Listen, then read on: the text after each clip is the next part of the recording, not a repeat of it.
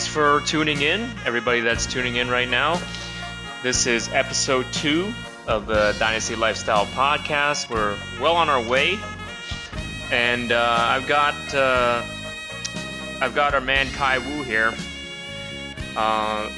Most of you might know him. If not, Khai will take a moment to introduce himself now. Thanks for having me on here, Danny. My name's Khai Wu. I'm from Tracy, California, and I'm a martial artist looking to turn pro in MMA, and I'm glad to be here. Yeah, man. So actually, before we start, talking about more about you and your life experiences, growing up in California and things like that. We do a little bit of cultural sharing here on the show. So actually, could you break down what your Asian name, what your Chinese name means? Yeah, sure. My Chinese name in Mandarin is Wu Zhongkai. And my mom always told me as a kid that my name in Mandarin means victory. So it just turns out that it just so happens I'm in a sport where victory is the key, Yeah, And yeah. I think it works out perfectly. And Which is actually the same victory, in my name too. And I explained yeah, that yeah, in exactly. the previous episode as well to our listeners. So yeah, it's the same victory. So we actually share one of the same characters. But yeah, go on. Yeah, it's very, very unique to me because, you know, the Chinese name, it can mean so much and it takes so much for you to like write it out. I remember when I lived in Taiwan for 2 years as a kid, and when I used to write out my name and see everybody writing down Chinese characters in class, I was like, man, it's so much, whereas in English you could just write so Yeah, little and there's then you can only explain so 26 much. letters in the alphabet for sure. Yeah, exactly. So yeah, man. So you growing up in California? Tell us how that was like. Yeah, so growing up in California, I was born in San Jose. And during that time, there wasn't that many. There was a lot of Asians in San Jose, believe it or not, but there wasn't many. I didn't have many classmates that were Chinese, if that Right, makes sense. right. So growing up, my last name is Wu, W-U. Yeah. So I was always at the end of class, or they always had me the furthest away from the front because for some reason, I don't know why the teachers did this, but they had the kids with the last name Right. alphabetically lined up. So mine was They always do Wu, that in which is all like the schools. really. They do that everywhere. Is it? Because in Taiwan they didn't do it that way, but maybe it's just Taiwan. Yeah, no, So but it might just be an I Asia. remember But when I was in elementary school, that's how they line people up from alphabetical order in the last name. Or yeah, they line you up by height, which is kind of bad for those who are short, which is not me. I'm not short, which is okay. I usually ended up like somewhere in the middle or somewhere in the taller end of the range. But it always sucks for like some of my friends who are maybe like short, and they always had to like line up right in the beginning. So that kind of yeah, sucked that's for them. weird. That's weird. But Yeah, yeah, that is weird anyways, with the height. so not a whole lot of I guess Asian classmates or Asian kids in your school. So Definitely not. Definitely not. I could only remember one or two, but I didn't hear many of the woos, so I always was left out because kids were used to. I mean, they wouldn't make fun of it because at that age, I don't think they really know what's going on in their head. They just find that name so unique. right. And they just kind of like woo, like they kind of make a little. There's like a little bit. It wasn't a joke so much as just they comment on it more than other names. For Oh, example, right. like And American that's name is. actually funny that you brought that up because obviously my last name is Ho. So people are trying to always like talk shit. Um, you know, not like I would be affected by it or anything like that because whatever, that's my last name and I'm proud of my last name. So it's not like, you can actually use it against me. But a lot of people like who are strangers or who maybe the first time meeting me or maybe people in school, bullies, whatever it is, or people in Yeah, the yeah. workplace who kind of want to mess with me, they'll like comment on my last name and try to make fun of me using my last name. And that happens, but I'm so used to it that that doesn't get to me at all.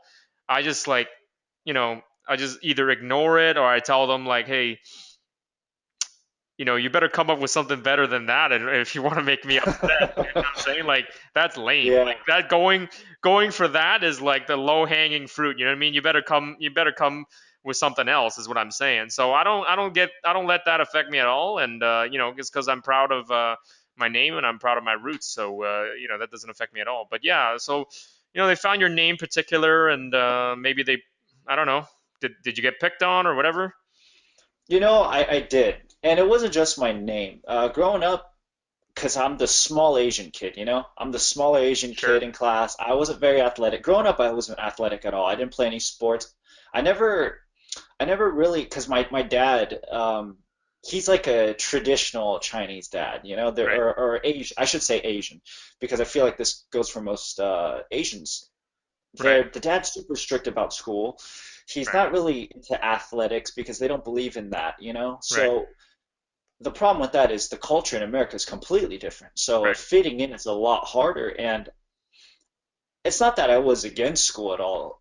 It was just the culture here promotes athletes a lot as well, Yeah. if Yeah. not Absolutely. more than just regular school. And Right. I was always trying to learn how to play new sports. I was always the slowest one. I wasn't the strongest one. So it was Yeah. always a challenge there. I remember this really clearly because this is one of the few defining moments, I guess, in my life where I changed my thought process completely. Right.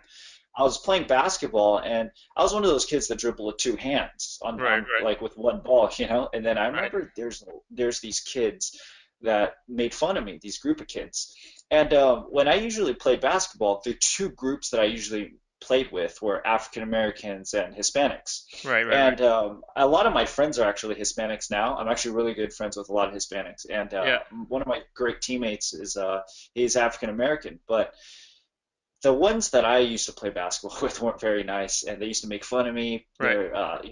They actually I got into the altercation one time where I was dribbling the ball Right. with two hands, and one of them actually said, "Hey, like you don't like are you retarded?" That's the language he used, and he Oh. was like, "Are you retarded? Do you have Okay. to, are you mental?" And I'm like, "What do you mean?" I'm like, "This is like third grade, fourth grade, That's pretty I'm young. like, "Man." Yeah, I was like, "You don't have to be so harsh, man." And he was just making fun of me. So then I asked him, I was like, "Hey, I'm sorry, I correct that. This was actually fifth grade. Sorry about Right. that." So right when I came back to the States from Taiwan, and he was just super rude for some reason, Right. and they decided to throw the basketball at me because they're like, if you can't dribble it, you're gonna get hit by it basically. And they Right. started throwing this basketball at me, and it was messed up. And I remember going home never feeling like that before, Right. because I've never really had a physical confrontation like that before. And I got bullied, man. There's like four or five kids that just beat me up, and I Hmm. remember going home. First thing I did was I turned on the TV show I grew up with was Justice League. I remember Batman was always my favorite because of how human he was. And I watched the show and I was like, man, I wish I would have some kind of power like that to stop me from getting bullied. And this Right. this happened for, a while. I'd say the rest of the school year I was getting bullied. Right, right, and it's actually interesting that you bring this up, and just kind of like a comment from me is that statistically speaking, I forget where I read this from, but it's some information articles being passed around on the internet, but Asian American kids are apparently like the highest percentage of bullied kids like in America. Like the biggest racial group that gets bullied is Asian American kids, and it doesn't come surprising to me because the way America is sort of set up. Like you said yourself, uh, the way you grow up in America, you're expected to be like a loud, sort of like a brash, sort of like a extroverted type of person, right? And Sure, yeah. if you fit that kind of mold, then you're automatically okay, more popular. People are gonna pick on you less because you're just more outspoken, right? Whereas traditionally, in Asian culture, Chinese cultures, whatever it is, that sort of aspect is not really like rewarded for. It's kind of the opposite. Don't complain so much. Keep your head down. Yeah, well, the Work culture, the hard. culture is completely different. Yeah, work hard. Listen to your elders, respect your elders, that type of thing. So it's almost like a complete 180. So over in Hmm. Asia, if you're like a troublemaker and you're a loudmouth kid and blah blah blah. In America, it'd be like, oh yeah, you're like the cool kid. But in Asia, it's like the exact opposite. If you do that stuff, you're the one that gets slapped in the hand, slapped in the, you know, the face. Yeah, You'll you be get made an disciplined. example out of. You'll be disciplined by teachers, right? You'll be disciplined by authority figures and stuff like that. So it's actually at the exact 180. So when Asian American kids, either they grow up, in their traditional Asian household, or they come to America, as a child or as a kid or as a teenager, and it's a completely different set of rules. So here, if you don't, you know, be loud, and if you don't stand up for yourself, and if you don't, have things to say, then people kind of pick you as an easy target. So in that sense, a lot of Asian American kids actually faced, bullying, and it's like the highest percentage is Asian American kids. They get bullied, and it's because of the cultural difference. And just a personal account to personally add to that. Me myself, obviously, I've experienced plenty of bullying, and I wasn't in, I didn't grow up in America, but I grew up in Canada. But it's still the same thing, right? Like, Yeah, I wasn't. Well, I mean, I didn't hit puberty yet then, so I wasn't like whatever tall or necessarily big or anything like that. I was just any other regular kid, and yeah, of course, like any other kid, I would get picked on. I wouldn't necessarily say it's because I was Asian or whatever, because I lived in an area where there was a lot of other Asians.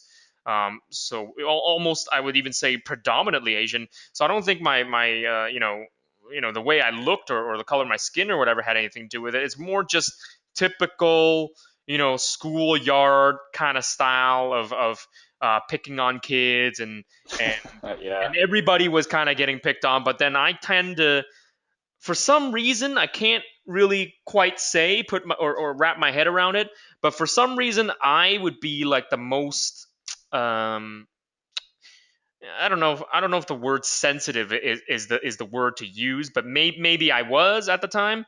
So as a kid, sure, I sure, was yeah, probably the most sensitive one. So it's not like, oh, I would like be like hurt by somebody and I would like go crying to the teacher or something like that. No, it's more like I would be like the kid that, um they would pick on, and then I would always want to fight back because I was full of like anger and rage and energy. So then, because I fought back, I was kind of like, oh, this guy's fighting back, therefore he's reacting to, my bullying, right? He's reacting to me bullying him, therefore, I will bully him more, right? yeah, yeah, As yeah, opposed to a kid who kind of just takes it and stays quiet and kind of, whatever, like doesn't react, so to speak. And then maybe the bully doesn't think like, oh, you're not really that fun because you're not really giving me a reaction, or you're kind of ignoring me. Therefore, I won't bully this kid anymore. Whereas for me, I always reacted because I always wanted to fight back, because that's just how I was. I grew up, as a, a kid with high energy and stubbornness, and yeah. the way my dad brought me up was, um, well, he didn't tell me to like fight people, but he told me to stand up for myself, right, so to speak, right, and tell him if anything happened, right. So, but because of that, because I always wanted to fight back, or because I always had a reaction in some way, I would be the one that actually gets bullied a lot more, at least from my perspective. Yeah, I didn't know how other kids felt at the time, but every year in elementary school, I remember I would be getting into some kind of incident, some kind of fight, some kind of thing, and Yeah, it didn't matter what it was. Like, I would be bullied by other Asian kids, I would be bullied by whatever, white kids, black kids. Didn't matter what it was. It was just, I mean, kids at that time, it wasn't like, oh, race was part of the thing. They weren't old enough to understand that. None of us were. It was just like, okay, you seem weak and small, I want to take your ball, right, and chuck it yeah. somewhere, and throw it, throw it on the other side of the roof just because I can, and I'll take your basketball and I'll throw it at you, that type of thing. It's just like stupid playground stuff. But with that said, that's also shaped my childhood as well. So, for one reason or another, I wanted to always fight back. So I always had like a chip on my shoulder type thing. And as I gotten older, I started martial arts, well, next thing you know, I started fighting back, and people were scared and people were afraid, and then by the That's time I that's was in funny high that you school, mentioned that yeah, because the people here actually, if you fight back, it's actually a good thing for you. I mm, remember the way I was. That's funny that you mentioned sensitive because I was very sensitive as well. But yeah, I wasn't. I was a different type of sensitive. When I grew up, I was raised mostly around women, my mom and my sisters, right, who took care of me, and right, my grandma. So I was always so like, why is this kid bullying me? right, right, Like right, right, I thought everybody, like the world is supposed to be such a nice place. right, But unfortunately, I had to learn the hard way, and right, I wasn't like you so much at fighting back right away. I wasn't a confrontational person. I'm not a physical type of person back then, right, I was super soft, and my feelings were hurt, and I'm I'm not yeah, afraid to say it, my yeah, feelings were hurt. I was like, why are you kids bullying me? And I remember fifth grade to eighth grade, that's when I got bullied the most. right, It's funny that you mentioned how in Canada it wasn't so much a race thing. It was here because I remember being called like Asian chink nerd. And right, what interested me what the most was like that's the first thing they brought up. Like they associated me with my race right, and they found the stereotype in that race. Or like a negative one, right, right, right, and they just automatically chose me because I was the easiest target. right, Because I weighed about I was really short. I was always the shortest one in class, right, almost. And they just pick anything weak out of you and try to exploit it. And as right, a kid, I allowed it to happen. I'll be honest. I allowed it to happen because I'm like, you guys don't have to be so mean. You guys, we could all be friends, but that's not how it works, And yeah, yeah, that's what eventually just it lit a fire, in my stomach, and I was the type of person to hold it in and hold it in, right. until, like you I said, I also got the held it martial in, right? arts. I also held it in, right? Internalized the bullying, and then eventually I found an outlet to release it, which is like, and then but anytime I released it, I would get in trouble because I would basically fight back, and me and the kid who bullied me, we would always end up in the office or principal's office or whatever it was, and then we both had to get punished. And I remember as a kid, it felt so unfair to me because people would bully me, right? These kids would bully me, and Yeah, all I yep. was trying to do was just trying to fight back. Like I was defending Defend myself, yourself. right? Yep. I was defending myself, but the stupid school system, right? Yeah, they don't allow that. That They don't. like It for doesn't matter. whatever reason, right? They will punish both of you for Mhm. doing that. So Mhm. That's how it is here too. yeah, so it's dumb. So I would always get into trouble per se, quote unquote. But it wasn't me doing the bullying. It was people bullying me and me just fighting back. So then, but still, it gave like certain teachers like a reputation, like, oh, this kid's kind of like trouble, or this kid is always like part of those things.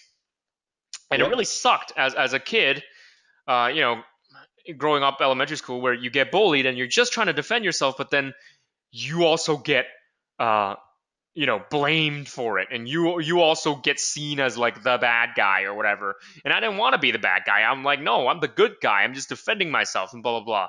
And then they always Yeah. just make it seem like, oh, you're part of the problem because like you know just because you were defending yourself or just because you You're fought back. associated with it Yeah, that though. was They just really associate both stupid. kids. Yeah. Yeah, it was really stupid, and something I didn't agree with at all, and something as a kid that I had no power over.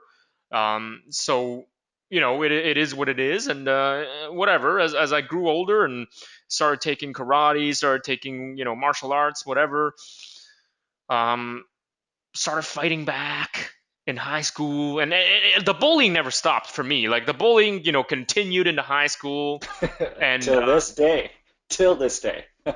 till this day. Well, I don't know about to this day. Um, to this day, I don't think people like physically bully me or anything like that. But Oh, maybe I like still get it, man. I still get it big time because I'm still with all my like jackets on, pants.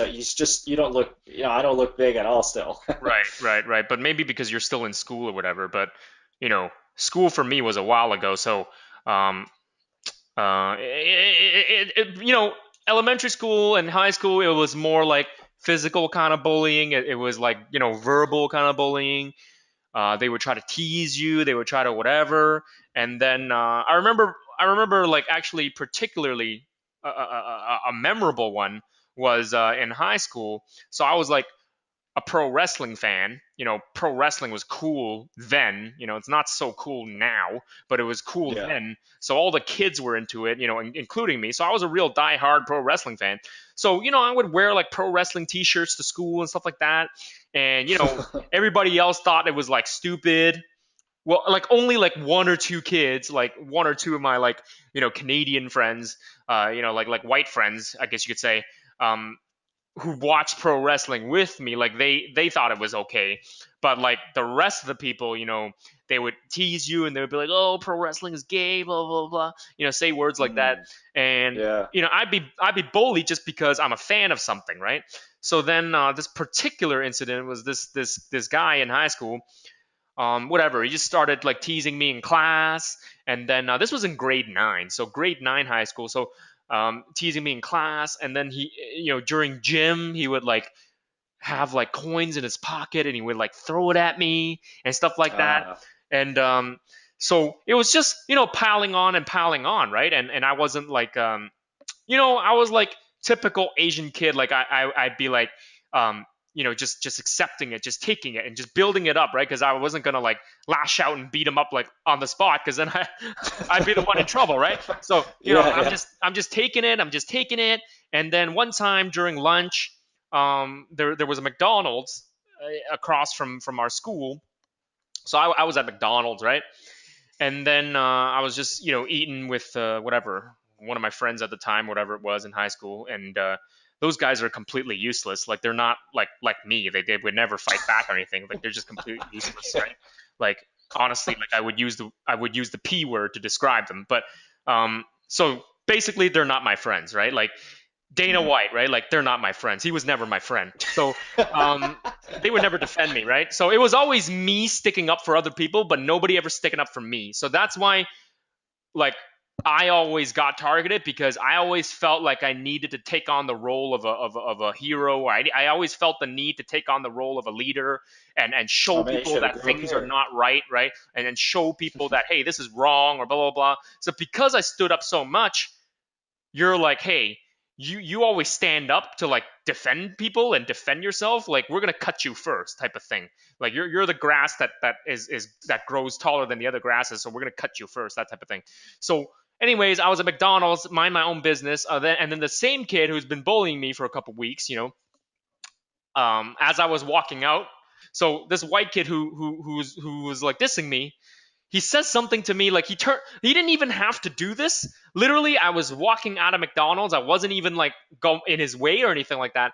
Him and his buddies, they were sitting there, and then he had to turn around and said something to me. I didn't know what the hell he said, right? He said something, and then I remember I was like that's it, like I'm gonna that's the last thing, that's the final thing I'm going to take from you, right? Because this is like the third, fourth time that you've been bullying me.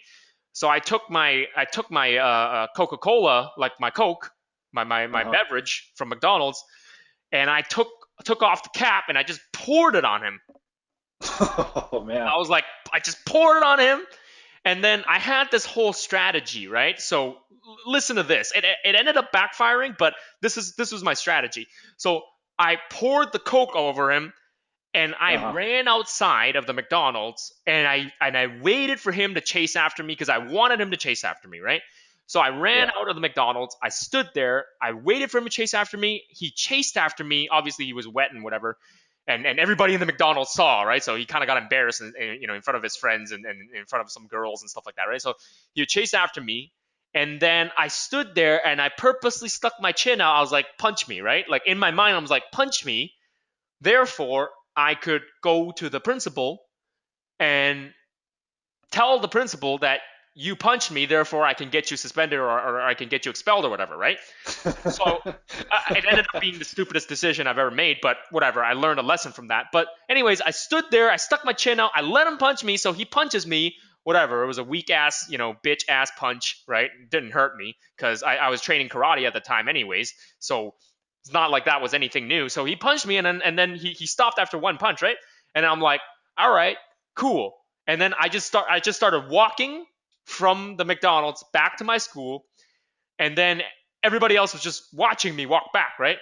Um, and they thought like, oh, I was running away because I was scared, but no, I had a mission. I was like, now I'm going to the principal's office, and I'm telling them like, this kid's been bullying me, and he punched me in the face, like he got physical with me, um, and I'm gonna tell on him. So that was me at the time. I was like, I'm gonna tell him as a grade 9 kid, and I thought like, oh, justice was gonna be served, but actually it ended up backfiring. The principal was like, oh, they told me what happened, and you also threw coke at him, or you also poured coke at him. So it's like, you know, you did something and he did something, and either you both are suspended or you both can get off. And I remember being so pissed. I remember being like depressed.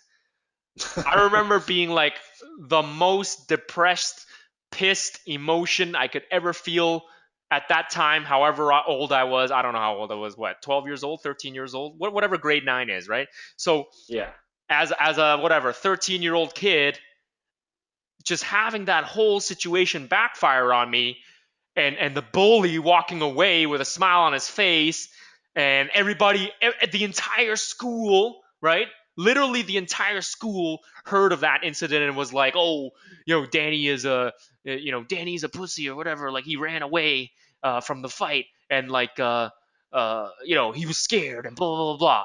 And like all of a sudden, like my reputation was like destroyed in high school in grade 9. It was like every kid thought I was like this chicken, and that wasn't the case at all. It's just like, man, frick, you guys don't know I do karate and stuff. I would freaking murk this guy, but I can't because I'm a martial artist, and I was just trying to like tell the principal just so I could get him like suspended or whatever, so I could stop being bullied by this guy. So you can imagine how pissed I was and how bottled up I was. I had these emotions, and I was like, Mm-hmm. what, a 12-year-old, 13-year-old kid. So that was my whole world right there. You know what I mean? So I'm like, damn. So now I'm a grade 9 kid, right? Grade 9 kid. And add to the fact that I was newly transferred to this school. Um, I didn't go to the same high school as all of my elementary school friends went, um, because they lived in, they lived in the other, just the neighborhood next to mine. And I went to this school, which was a little bit of a better school. So it was like not as ghetto. It wasn't as much like, uh, you know, delinquent kids or whatever. It was basically like a nicer neighborhood, nicer school, right? So Mm-hmm. I purposely went there. But the problem with that is in grade 9, I had nobody as my friend, right? Because you start fresh. So all your Yeah. elementary school friends are not there. So nobody's there backing you up. So I was already alone in the first place, right? So I was by myself. Then I get into this situation in grade 9 where this kid bullies me, and I try to devise this strategy, and it ends up backfiring me, and now everybody thinks I'm a joke. So I was like depressed, and I was like, just keeping it to myself, everything. I wasn't talking to anybody. I was like angry. I was like mad at the world type of thing. And, and I had, and as a teenager, I had like acne as well. So that didn't help. So my self esteem was not good. So I had acne. And then all I did was just train, right? That's all I did. So what made me angry was, oh, I didn't win this thing, so my kind of high school life or whatever, that kind of screwed it up for me. So then I was just training, then just training, just training. But there's a happy ending to this story. So eventually what happened was, so the next couple of years was kind of rough in a way, and I don't mean rough as in like, oh, I was like living in the ghetto and kids were like stealing my lunch and beating me up and getting shot at, that type of thing. No, nothing like that. but I mean Uh-huh. rough in a social way because in my mind, I got embarrassed and everything like that. And those kids who bullied Yeah. me were still laughing behind my back, right? And Hmm. there wasn't much I could do. It wasn't like I could just go up to that guy. And luckily, he didn't show up in any of my high school classes, so whatever. But people still remember that story, right? So then I remember in grade 11, so there was a happy ending to the story. So I remember in grade 11, one of the kids, this other kid, so it was this British kid. He was talking mad shit in the English class, and then he was such a dick. He was like, yeah, why don't you hit me? Like, why don't you hit me? Like he was trying to provoke me into like hitting him in front of the whole class and that type of stuff. And the stupidest thing was just a few years back, like in grade 9, grade 10, this guy supposedly was like one of my friends because he was also like a pro wrestling fan. So then like we watched pro wrestling together.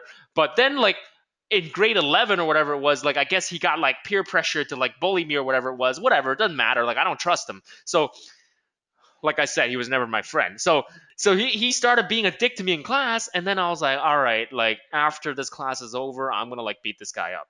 Literally, I told myself like I'm not gonna take this shit anymore. Like I already let this shit slide in grade 9. Like I'm not gonna let this shit slide in grade 11. I'm gonna beat this guy up. Yeah. So my target was this British guy, this British kid. I was gonna beat him up. But then what happened was before the end of the class, um, this Chinese kid that sit next to me, he was like a CBC kid, like a whitewashed Chinese kid. Um, sitting next to me, he was like friends with that guy. So then he turned around and he made this comment, and that comment just like set me off. So he turned around and he was like, "Oh, aren't you that kid that like ran away from that fight back in like grade 9? Like, aren't you that kid that got bullied by like so and so?" Like he just looked at me and he just like gave me a smirk, right? And I Yeah. was like, Yeah. "Oh, you motherfucker!" I was like, "Okay, I'm not gonna beat that kid up. I want to beat you up just because you said that." So I remember this extremely clearly. So class is over. We walk out of English class. We walk down the stairway, and I'm following this guy from behind, this Chinese kid. I'm following him from behind, and then I just like he didn't know I was behind him, right? So I was like following up behind him, and I didn't care at that point. Like I didn't give a shit. I didn't give a fuck at that point. I just like took my right hand and I just like scaled it back as far as I could and just threw the hardest punch I could right to the back of his head. And then I don't know, I was like a small kid back then, so I probably didn't hit that hard, but I hit him like as hard as I could in the back of his head. And then he was like holding the back of his head. He turned around, he looked at me, he's like, what the fuck? Like his face, like you should have seen his face. His face was like so surprised that this guy like fought back or something. Like this kid that I just gave a I think he was more throwaway comment, surprised that you punched so hard. huh? I think he was more surprised that you punched so hard. Yeah, no, I think it was more like he was emotionally surprised because he didn't think that I had it in me that I was gonna punch him. I'd So be emotionally surprised if you punched me too. yeah, he was like, "Oh, what the?" Like totally surprised. And then at that point, I just like lost it. I just went into like rage mode, and then I just took him like with my left hand, kind of like a single collar tie, or like grab the his shirt or whatever, basic old school stuff, or grab the back of his head. And all I did was I just held on to him with my left hand, and with my right hand, I just kept punching him in the face nonstop. So punch, punch, punch, and then uppercut, uppercut, punch, punch. I threw like, I don't know how many punches, like freaking 20 punches in a row, 30 punches in a row, didn't matter. I was just like mad. I was just like punching him like 30 freaking times in the face, and then I started kicking him in the stomach. And this was in front of like 200 kids in the school, like in the middle of the high school hallway where like everybody could see. And then it was like right outside the principal's office, so everybody, like all the teachers could see it. So I was like beating this kid up in front of like 200 people, and then he couldn't even retaliate. He couldn't even fight back because, obviously, we all know bullies are pussies and they can't do anything. So he didn't even fight back. So I was just beating him up, and then I was also screaming at him at the same time. I was like, "Yeah, where are your friends now?" I was like, "Where are your friends now?" And I was like beating him up. And then eventually, the teachers came and they pulled us apart or whatever. And I was like so mad because like I finally had that like moment where I released everything because up until grade 9, grade 10, grade 11, kids were bullying me and kids were like laughing at me behind my back and like my reputation was not good and people thought I was whatever, like a pansy or whatever it was, whatever you want to call it. So I had this whole pent up rage, for 2 3 years, and Hmm. eventually I released it on this poor dude, right? And Yeah. basically, he got embarrassed in front of like 300 high school kids, right? That at that time, I embarrassed him, right? And then the aftermath was whatever. I actually got out okay because while I was, in the office and I was explaining my actions, I was actually telling them like, hey, I told them exactly what I just told you. I told them like, hey, like these guys bullied me. You know what I mean? Like Yeah. this didn't start today. This actually started like back in grade 9 when this kid did this. And I told them the whole story, kind of like telling them a story, kind of like a film script, right? And the principal believed me, obviously, because I wasn't making it up, right? So Yeah. I wrote an essay and I gave it to the principal. I was like, "This is my essay. This is why this happened today. It's not because I was being mean and I wanted to beat this kid up. It's because I got bullied for 3 years in this damn high school, and this guy was, like the whatever, the straw that broke the camel's back. So I had to release it on him. You know what I mean? Yeah. And the principal was like, damn, like you just told me your whole story. You know what I mean? And the craziest thing was, oh, and here's like the icing on the cake. So what happened was when the British kid was giving his testimonial, his parents were not very nice, right? His parents were egotistical. They stormed into the office. They're like, "Where's my kid? Like, I was out here waiting in the parking lot for my kid. Like, why are you detaining my kid? Blah blah blah. Nose up in the air type stuff." So the principal didn't Yeah. like it. The principal was like, "All right, you're being egotistical. Like this parent of yours, like bad taste in my mouth. Like you're rubbing me the wrong way." Whereas my dad, showed up and he was being, like a professional, kind of like Asian father style professional, Yeah. um, well mannered, right? Didn't Hmm. say anything bad to the principal, right? Sat down with the principal and just explained to the principal, be like, hey, you know, in Chinese culture, when you get bullied and when you get, whatever, when you get picked on or whatever, stuff like that, typically we don't talk much about it. Like we don't go around and tell people and go to other kids and blah blah blah because in Chinese culture it's kind of like you just keep it to yourself. Yeah. So It's more of a suppressive culture yeah, too. so and even so, even though Danny was being bullied or whatever it was, and even though other kids might know about it, like maybe some of his other Chinese friends might have known about it, even if you took those Chinese kids and you got them into the office and you asked them about it, right? They may not necessarily tell you anything. They may not necessarily like tell you, oh yeah, Danny was being bullied or whatever. Because sort of in Asian culture, you don't really like snitch on other people. You don't really like, tell on people. That's part of like the Asian culture. You don't really tell on people. So because those kids are afraid of getting in trouble themselves, right? Those kids are afraid that okay, after they told on somebody, right? Then they go back outside to recess or whatever, and then they'll get beat up by the other kids because the other kids are like, oh, you told on him or blah blah blah. You know what I mean? So Chinese kids or Asian kids, will keep it to themselves and they won't really stick their head out and that type of thing. So basically, my dad was just reaffirming what I said, to the principal. It's like, hey, my son was getting bullied, and you know, nobody was really backing him up, and it just so happened, we end up in this situation where they get into a fight, and he ended up beating this kid up, right? So I got off with like a light 3 day suspension or whatever it was. I didn't get expelled or anything, but because I know back in that time, if I beat a kid up like that, I'd probably get expelled. Like I'd probably have to switch schools, right? But all I got was like a 3 day suspension. So then, I mean, I don't hold any ill feelings towards that guy that I beat up. Like as far as I know, he just made a stupid mistake and wrong timing, and he just picked the wrong dude, and I had to release it on him. Um, but anyways, after I beat that kid up, here's the lesson, or not, or rather not the lesson. Here was the aftermath, right? And this had to do with our original topic, where if you don't stand up for yourself in Western society, especially as an Asian kid, you're not going to get any respect, right? So after that point, where I basically showed everybody that I wasn't some kind of pushover, right?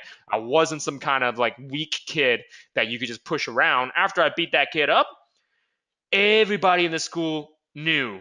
You know what I mean? Hmm. Everybody in the school didn't want to like mess with me anymore.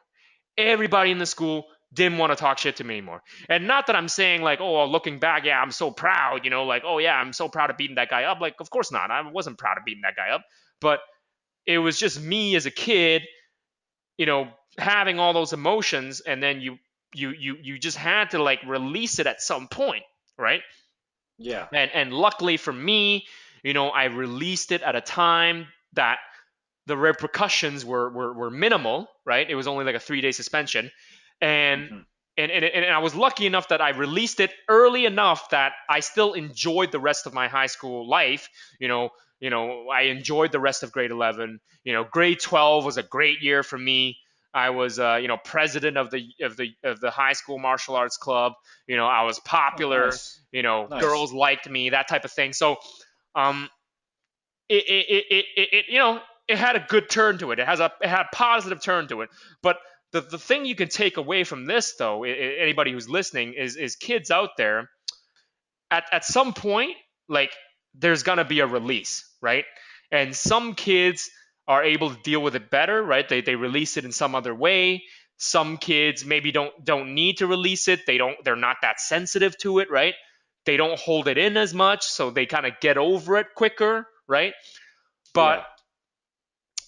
for Asian kids, though, I find, because the culture is more about, okay, keeping quiet and taking in the emotions and kind of dealing with it yourself, that type of thing, instead of expressing yourself in every way format. So I think Asian kids growing up have a harder time dealing with bullying and have a harder time finding a release.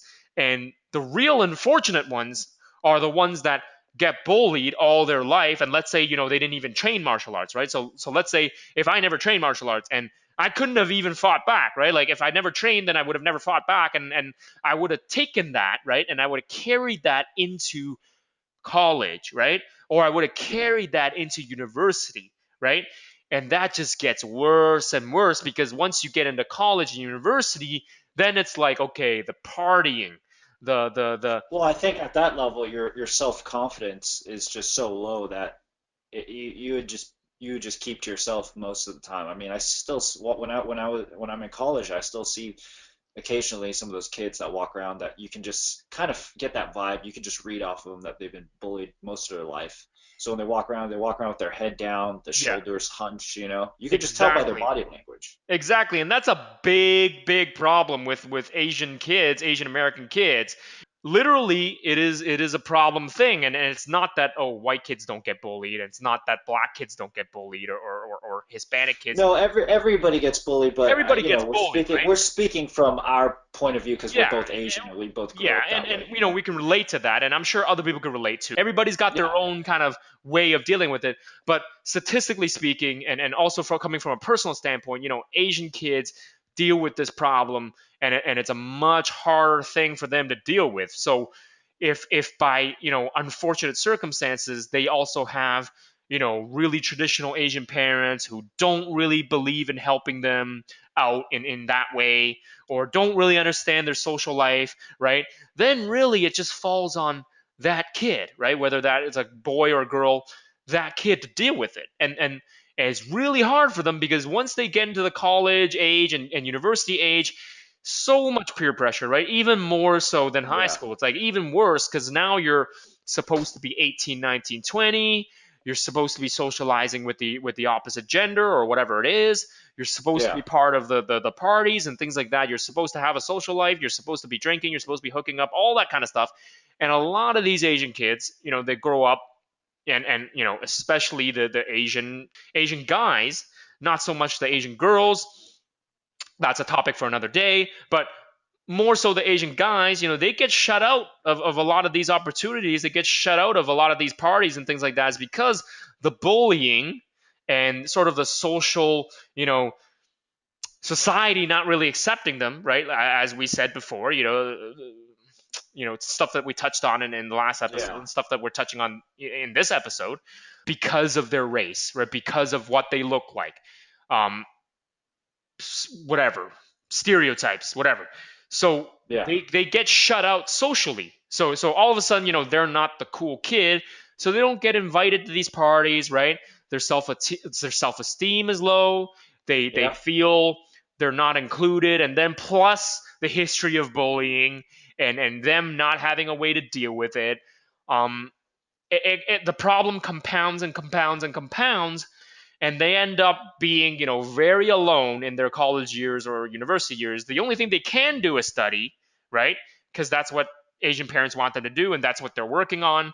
And then in terms of perception, in the mainstream perception, other people who look at them, they're like, oh, those Asian guys are a bunch of nerds because all they do is study. They don't even know how to party. But that's because people don't understand the deeper social connections as to why those guys seem like Asian nerds. Is because of all those underlying reasons that people don't know about, and all the stuff that we just touched Yeah. upon, right?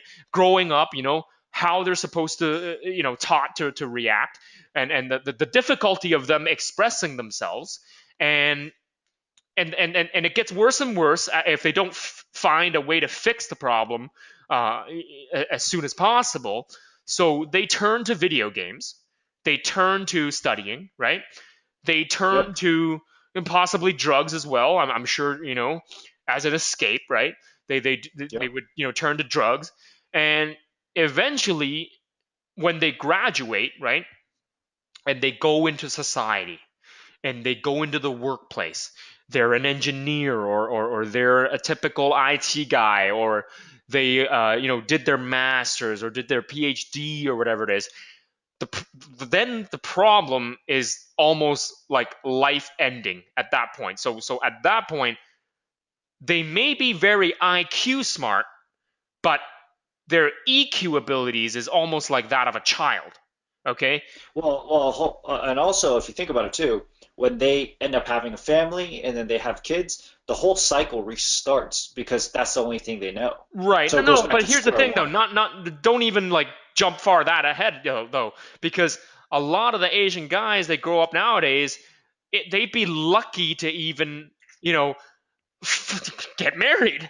To be perfectly honest with you, for everybody who's listening in, who they're listening to this topic, and maybe you guys are thinking, oh, what are you guys talking about? Like this this is news to me, right? Well, I mean, Asian American population is not that big in America, right? It's about Yeah. 5%, right? I could be wrong, it could be 10%, but I've heard people say it's as low as 3% of the population. So, for an Asian guy to find a wife, so to speak, or find a date, or find a girlfriend, or find a whatever, it becomes more difficult because there's not, like you said before, right? Like you growing up, right? There's not a whole lot of other people around you that also share similar values as you do, or share similar character traits as you do, right? And it's not like it's a death, it's not like it's a death sentence. It's not like, oh, you can't break out of that and be like, okay, be more Americanized and be able to date other races or whatever it is. But I'm just saying that it's more difficult, right? The odds are kind of stacked against you in a way because, again, this is stuff that we touched on the last episode, so I'm not going to I'm not going to go over that again. But if you've been listening to episode one, there's all these external factors playing into everything, and growing up as an Asian guy, it's a very unique experience that growing up as for example, like a black male or Hispanic male or a white male wouldn't necessarily experience. They would experience different things, but not the same thing as an Asian guy would experience. And this is where a lot of people, don't understand. A lot of people will see sort of the issues that we deal with, and they're very quick to kind of just wipe it aside and be like, "Oh, you're a geek? uh, why don't you just man up and you know what I mean? Like, why don't you just man Yeah. up and talk to girls more, or man up and go to the gym and lift and blah blah blah. And these are really just band-aid kind of like solutions, right? These are just Hmm. like very typical, like, if you just lift weights and talk to girls more, you'll be fine, bro. But that's like a very band-aid, surface type solution, right? A lot of people out there don't realize a lot of this stuff is internalized into people's minds, especially when they're young kids starting up. It's ingrained into their minds at a very early age. It's really hard to break the cycle, really hard to come out of that shell. But whew, that was a long rant. So let's get back to you for a second. So you were bullied as a kid too, and Yeah. any particular stories? How did that shape you? Well, I remember, so my sister at the time she was dating Dave Camarillo, who's now my brother-in-law. But at Hmm. the time, I knew him since I was two, and I didn't really know what he did. I remember as a kid, I thought he like taught chess. He taught chess at some chess club, Hmm. other than training. And in the MMA community, Dave Camarillo is obviously a pretty well-known name. He's trained Hmm. some world champs in the UFC. Hmm. And at the time, I didn't know anything about training martial arts. I just knew kung fu because I grew up watching it, and obviously all the action movies and Batman and all, martial arts. It's a huge Hmm. topic. And getting bullied so much, I I looked at it as an opportunity to. I always wanted to learn, right? But I Hmm. didn't have a teacher. I didn't have any of that.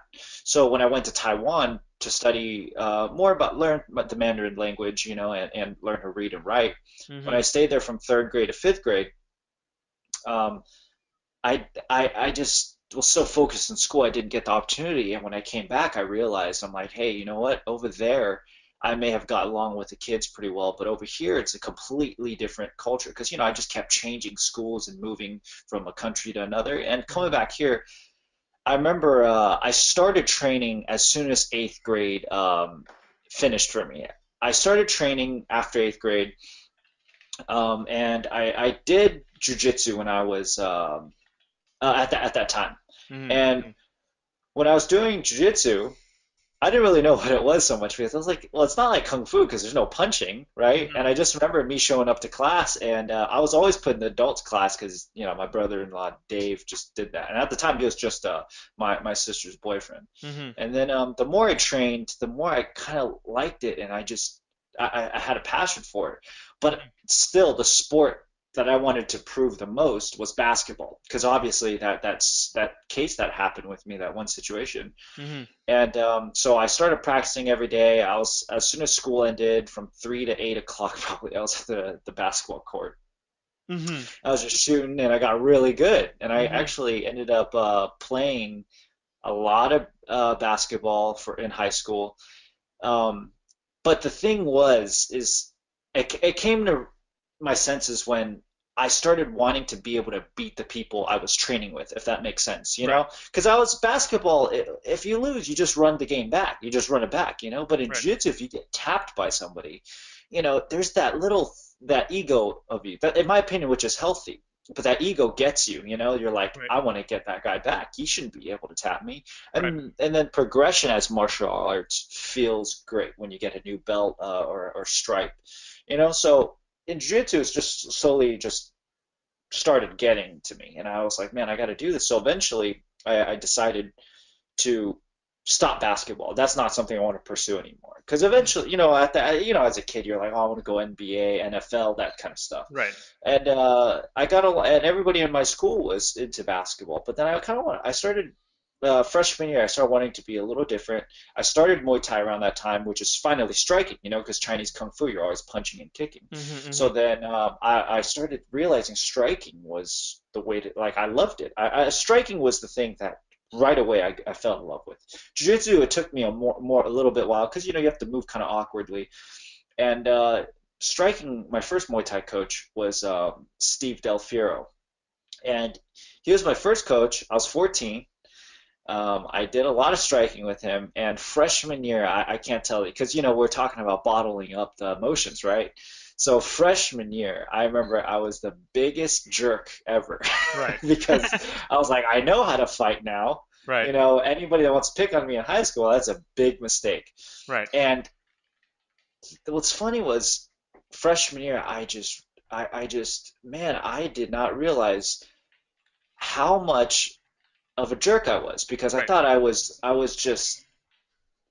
thought I was cool. I thought I was cool. I was like, oh, I can make everybody pay for it Right. that was bullying me. I can't get bullied now. So sometimes I put myself in altercations. Like there's my buddy at the time. He is this Filipino kid, and they're making fun of him because Pacquiao just lost, right? Right. Or Right. I believe Pacquiao was gonna fight.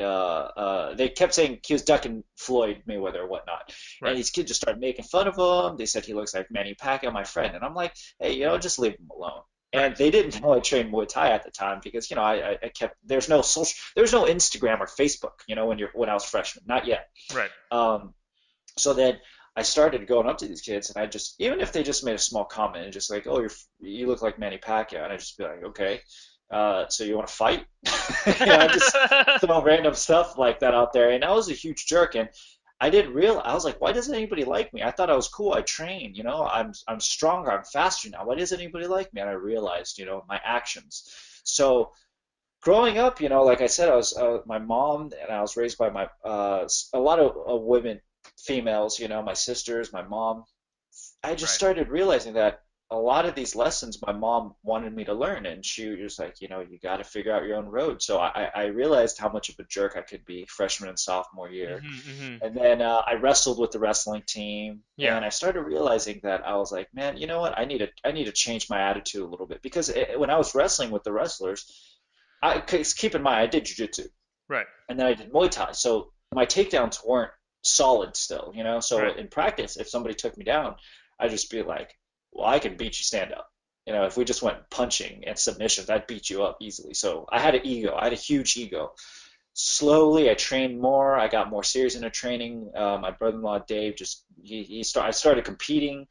That's where I started realizing martial arts isn't about, who you can beat up. It's not about who you can beat up or how you beat people up or how fast or strong you are. It's all about respect. As soon Right. as I started realizing that the respect and discipline was a huge factor, I started changing my mindset completely. It wasn't Right. about winning fights or starting fights. It was always about discipline, showing up to practice, and becoming a better individual overall. And the reason why I did that so much too is because um, Asian culture, you try to be as humble as possible, and I was Right. so far from that.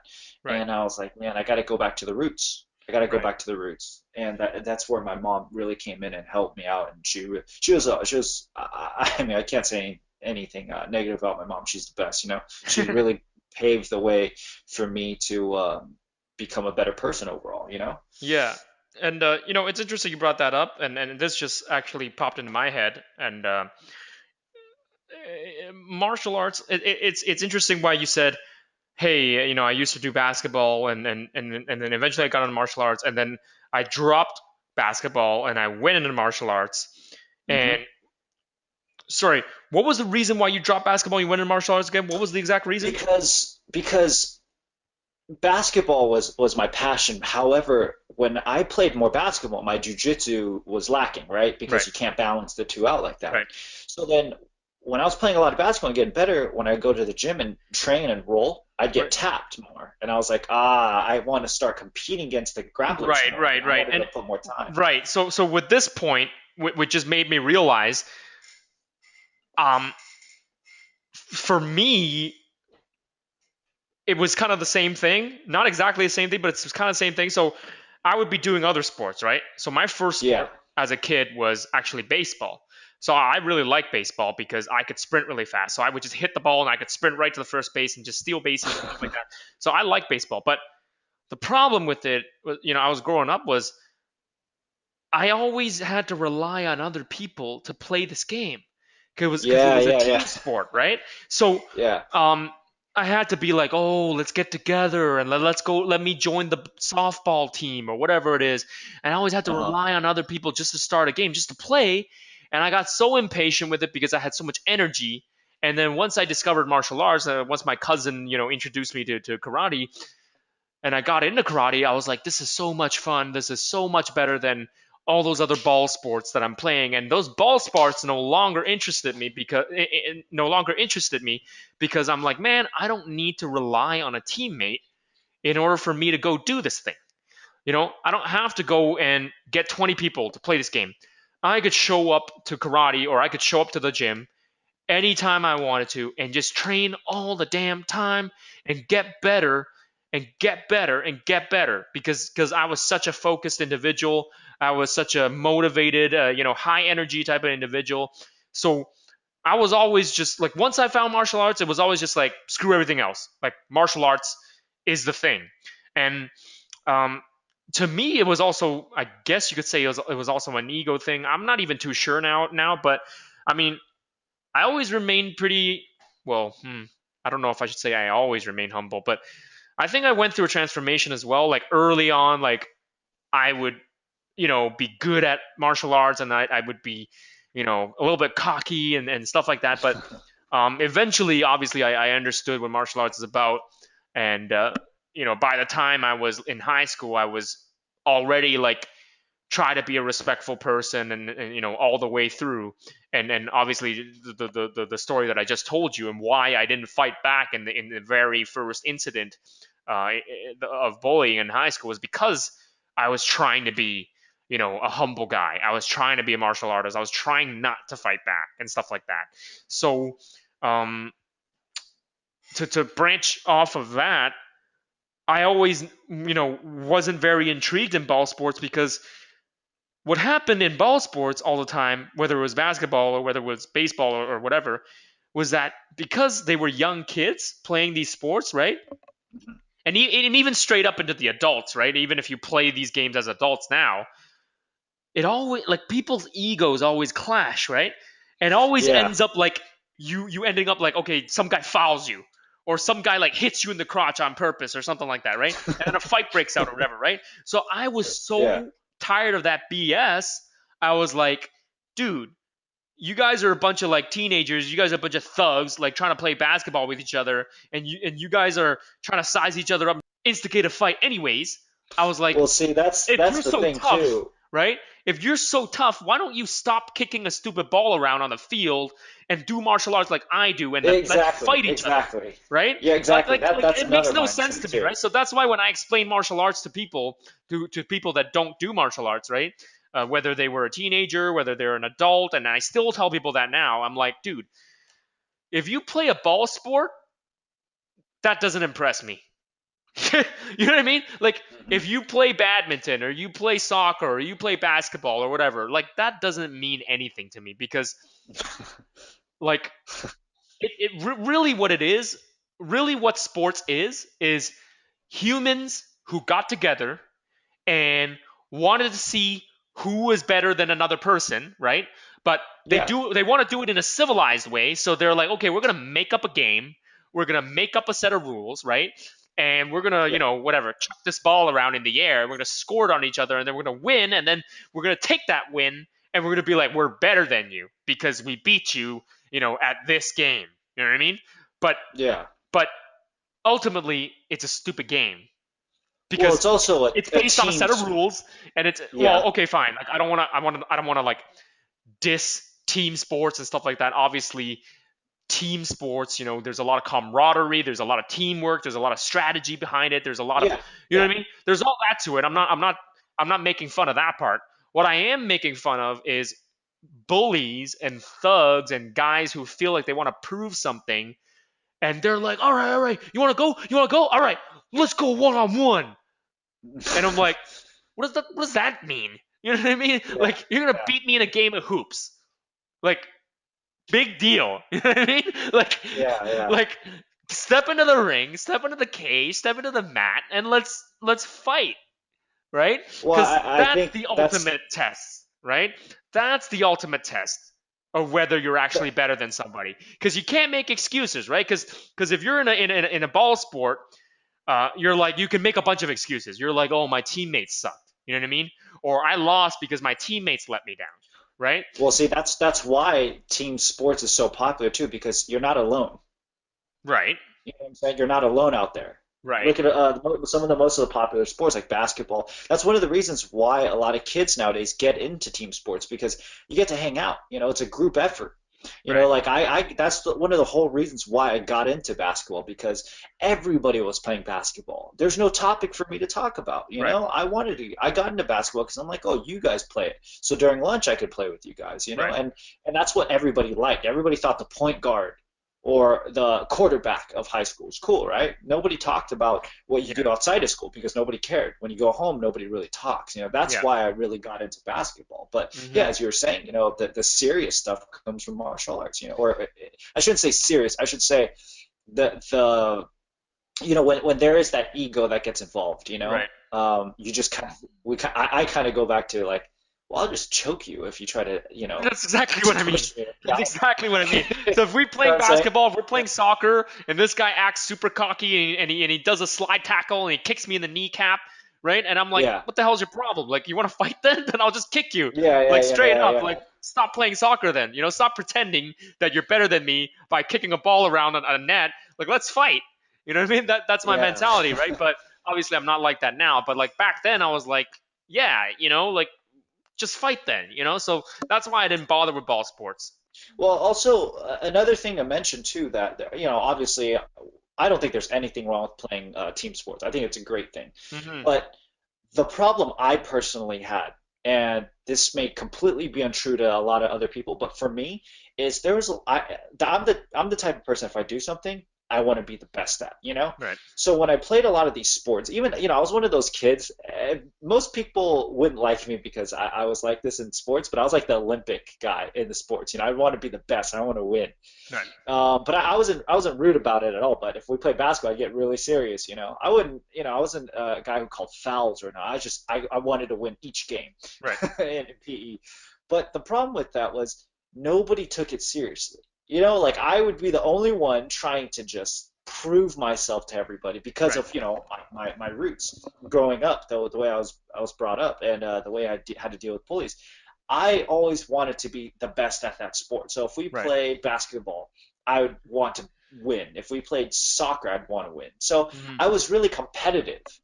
And team sports in high school, you can only get to a certain degree if that makes sense. You know, there's Yeah. only a certain degree you can go up to. But Right. if I go to the gym, I could spend 3 hours rolling with all these big guys, you know, all these like adults, and Right. I would prep for a competition, and I guess Dave, my brother-in-law, Dave Hmm. Camarillo, he really pushed me in the beginning. He really pushed me. He wanted me to just show up to every class, and he'd have me roll against the adults, and Hmm. there was nothing like that feeling when you're a little kid and you're going against a big guy and you just Hmm. smash you with all his weight Yeah. and you hate it.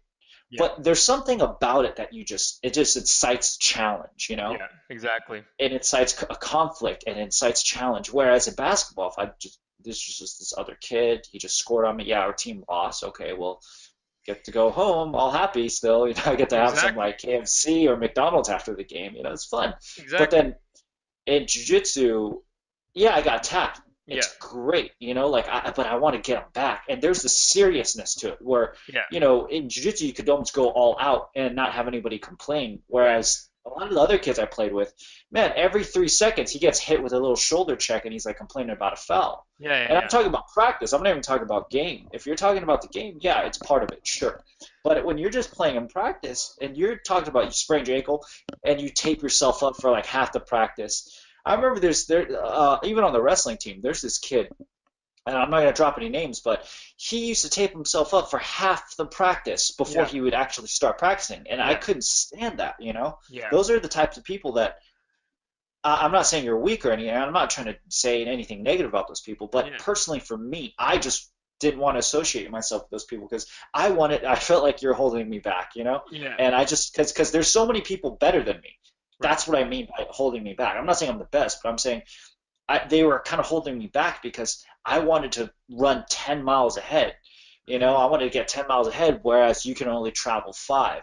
No Hmm. offense to you, but there's guys that can travel 20, and I got to catch up with them. You know, if I wait for you, then it takes too long. So, Right. And growing up, you gotta. There's a certain point to where you gotta focus on yourself and be a little selfish. You know. yeah, and that goes back to the whole team sports thing and why I don't like it. Me personally, why I Hmm. don't like it is because I'm always the hardest guy. Like, I mean, sorry, I'm always like the hardest worker in the room, right?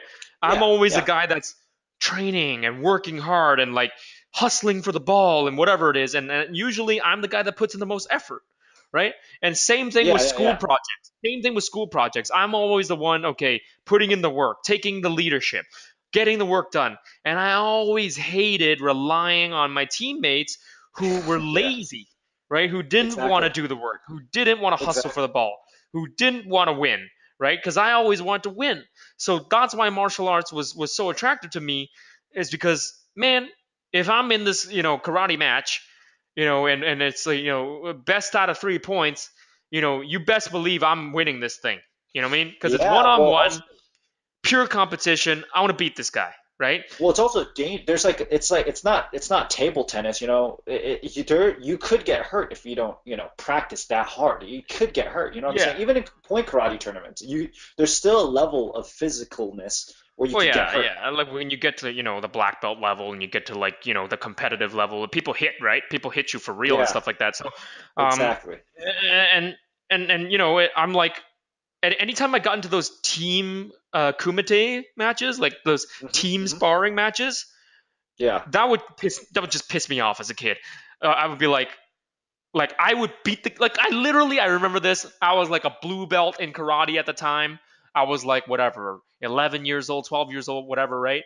And I was this Hmm. kid, and I faced my enemy, or sorry, I faced my opponent on the mat Hmm. in the tournament. And I remember this guy being a full grown adult, right? And we were competing. So it was our gym, our dojo against this other dojo, and it was our team of three against his team, their team of three. So Hmm. I don't know if you've watched like team kumite matches, but basically you get matched up, and your team has to win all the matches, or most of the matches than the other team against Oh, each other. it's like wrestling. Yeah, and then you win, right? So Yep. I go up against the guy, right? And he and I was only whatever 12 years old, 13 years old at the time. I'm not that big, pretty skinny. And the other guy, he looked like a full grown adult to me. As far as I remember, he was a full grown adult. And we're fighting, and I go in and I boom, and I just score on him, and then I go boom and I score on him, and I go boom and I score on him, and I win.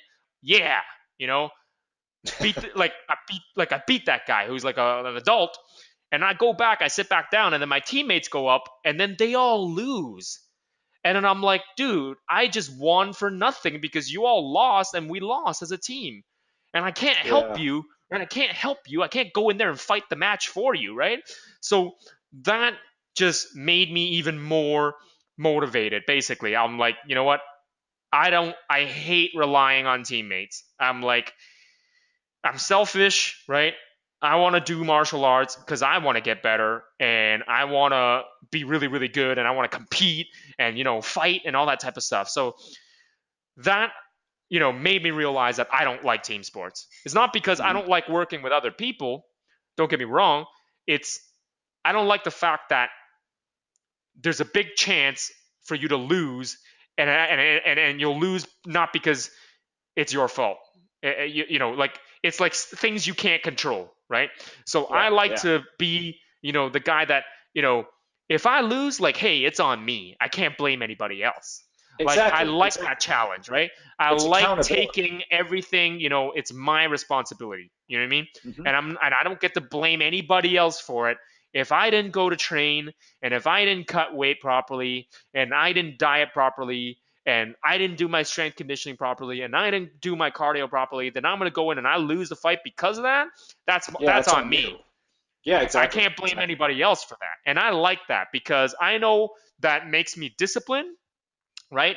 What it teaches me Hmm. is, very early on, martial arts taught me discipline. It's like you gotta put in the work, you gotta do the training, you gotta do the hard training, the conditioning training, all the training, right? And Yeah, if you don't put in that training, if you're lazy and you cut corners and all this type of stuff, well, you don't deserve the victory, right? And that's gonna show yep, because when you go in there, you don't deserve the victory, you're gonna lose, right? Or even if you yep, do win, you don't deserve the win anyways because it's like, oh, you didn't even train for it. So exactly. Yeah. you don't deserve to win. So martial arts, basically shaped who I am. Right? It changed my life. You could say, oh, it saved my life. Well, I don't want to say it saved my life, but I learned everything as I know as an adult through martial arts, and what I mean is all the good things. You know what I mean? Hmm. So Exactly. I could have been an angry, energetic kid who took it out in other ways. You know what I mean? But martial arts set me on the right path. Martial arts made me, into I don't want to say like, oh, I'm like 100% respectful, 100% humble. That probably is not true. I mean, we all Well, I have, think martial arts shows you life lessons that you yeah, wouldn't get in many other Yeah, things, I right? mean, we all have egos and we all have, our own personalities and stuff like that. But martial arts, humbled me for sure because I knew there was always somebody out there that could beat me, like who was better than Exactly. me. And, Exactly. obviously, anytime you do lose, you learn. So Hmm. martial arts is great for that. Humbling you, especially jujitsu too, right? Because jujitsu, you can't make any excuses, right? In other sports like karate or taekwondo or whatever it is, right? Other point kind of sports, or sorry, point kind of martial arts. You can make an excuse. You can be like, oh, he scored more points on me or whatever it is, right? But jujitsu Hmm. is kind of like, okay, well, obviously there's also sport jujitsu, and you can stall and stuff like that too. But jujitsu is pretty much the purest Yeah. form of man to man competition or combat, where you can basically say if you beat the guy, then you really did beat the guy. And the next level up on that is obviously MMA. And if you get beat in MMA, then basically you can't make any excuses about it. You just got beat because Yep. pretty much anything's allowed in MMA. So yeah, and that's also why MMA is so interesting, and so so interesting to me because MMA is the purest form of competition. You know what I mean? And I agree 100%. so how did you get sponsored by Dynasty? All right. The question everybody asks me. All right. So here we go. This is how it all started. All right. I believe it was 2012. Don't quote me 2012, on that, but 2013? 2012, 2013. One of those. Okay, One of those things. I just went to Taiwan. My right, mom's she's a national distributor for See's Candies, so she right, opens up chocolate, right? right, Chocolate stores in Asia. So I went back, and she has a really nice place. right, Downstairs, there's a gym, right. and I wasn't gonna go that day. And if I hadn't gone that day, I wouldn't have gotten sponsored. Honestly, I Wow, think that's how it is. that is crazy. Let's So just pause that for a second. Think about how crazy that is. exactly, Think about yeah, how yeah, crazy yeah. that is. I Like think about it all the time. butterfly effect, bro. It's like I could do this one thing today and it could change my life forever, right? Oh And yeah, big time. yeah, and that the thing is I just want to pause like real quick for 30 seconds. It's like people who are listening in right now, it's like if you just started martial arts, your entire life can change and for the better. Anyway, I continue. agree. No, I agree. So yeah, I went down to the gym, and I'm not one to take photos of like selfies or photos of myself when we train, but I just started Instagram not too long ago. So I was like, you know what, I need some photos. There's some very attractive girls that would like my photos. So I was like, oh, maybe I'll post one of me. I look a lot stronger. I'm in like a nice muscle tank top. So I'm like, Yeah. why not? And what's funny is when I took it, I posted it, Yeah. and I hashtagged Taiwan, Yeah. I believe. Yeah. So then, not too long after, Dynasty Clothing, Yeah. right? Just this random brand in Yeah. my head, just comments, and it was like, represent and it wasn't like a generic answer. It wasn't like a nice. I like this pick. You know what I'm saying? It It wasn't a wasn't one of social those. media bot. You can Social media comment on bots did this. not exist back then. Yeah, yeah, exactly. You can So comment on this. you can be sure it was a real person who said that. Well, it said represent Taiwan, brother. Yeah. So then, in my opinion, I'm like, well, you picked out the hashtag I chose, and it seemed very genuine. So then I clicked on your page, and I looked at all the funny stuff that you had back then. Yeah. There's the Umong Da character, you know, the coward savior, you know, Yeah, that was yeah, yeah, hilarious because I grew up watching Zhou Stephen Chow. Xingzi, you know, Stephen Chow, exactly, Xiao Stephen Xingqi. Chow, Yeah. yeah. Yeah, and I grew up watching them in Taiwan, so I was like, man, this guy gets it. This guy like is a legitimate brand. There's because there's a lot of brands out here that are putting a Chinese animal like a panda Yeah. with a samurai hat. You know, it just doesn't make any Yeah. sense. No disrespect to any other brands out there, but it's kind of like that's kind of disrespectful. You know, it's like It's it's like basically, insensitive. Let's just put it that way. exactly because you're just you're just oh all Asians are the same kind of Yeah, thing. You yeah, know, it's not basically. there's no It's respect like if towards I religion. it's and I try to tell people this and people don't really get it, but it's like if I took, a four-leaf clover and I put an American flag on it and then I put like a Nazi sign on over it and then I put some other, some other thing on it and I combined it together and I was like, "Hey, Jiu Jitsu." Yeah, You know what I mean? it Like makes no sense. it would make no sense at all, right? So Yeah. basically to Asians that's what it looks like. But people don't get that because people don't they don't communicate with other Asian people that much Well, and also, I usually don't think people do their homework as yeah, people much, you don't do their know? homework as much. So, I mean, shit gets by, right?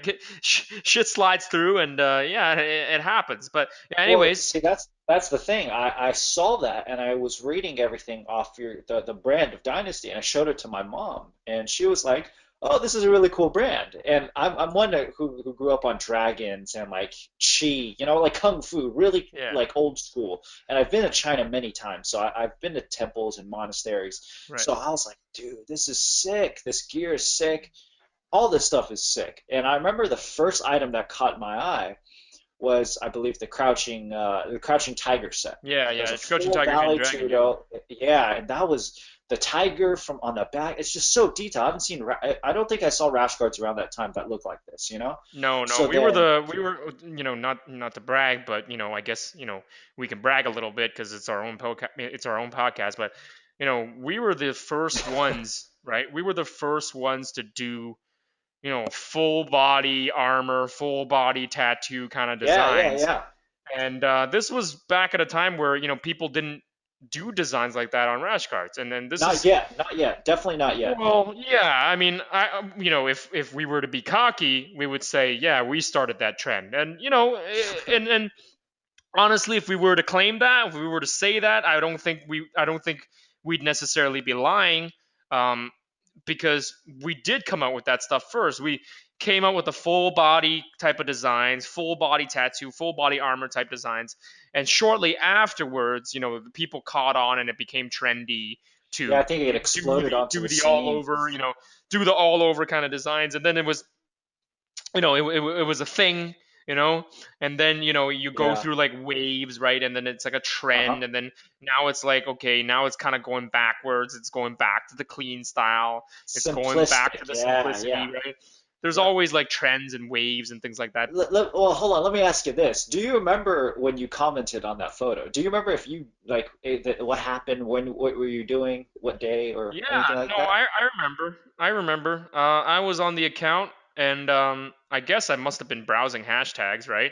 And Uh-huh. I was like, yeah, I need to go through like these hashtags like Taiwan and Hong Kong or whatever, and just to like let people know like, hey, there's a there's a genuine Chinese MMA brand out there. Like we're the Yeah, first and only Chinese MMA brand. And actually, listeners or that are listening in who may not know this, or, who may not have been with us since the very beginning, but again, this is one of those claims that we can make, and I don't think we'd be exactly lying when we say this.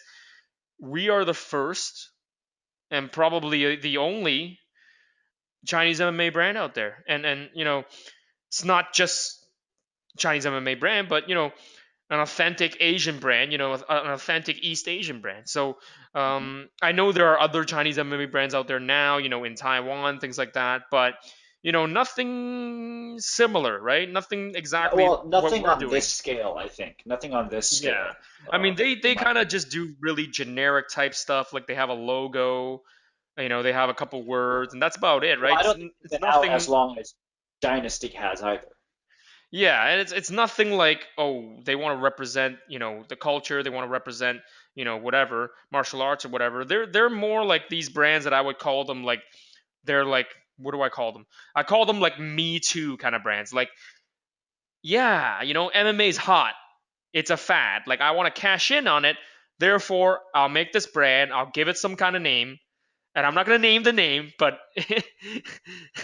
but there's these brands that come out and they have a random ass name and it doesn't mean anything, and all they do is Yeah. they sell the same gear as everybody else does, and there's no meaning behind it, and I'm just like, man, whatever, like I don't pay attention to that kind of stuff.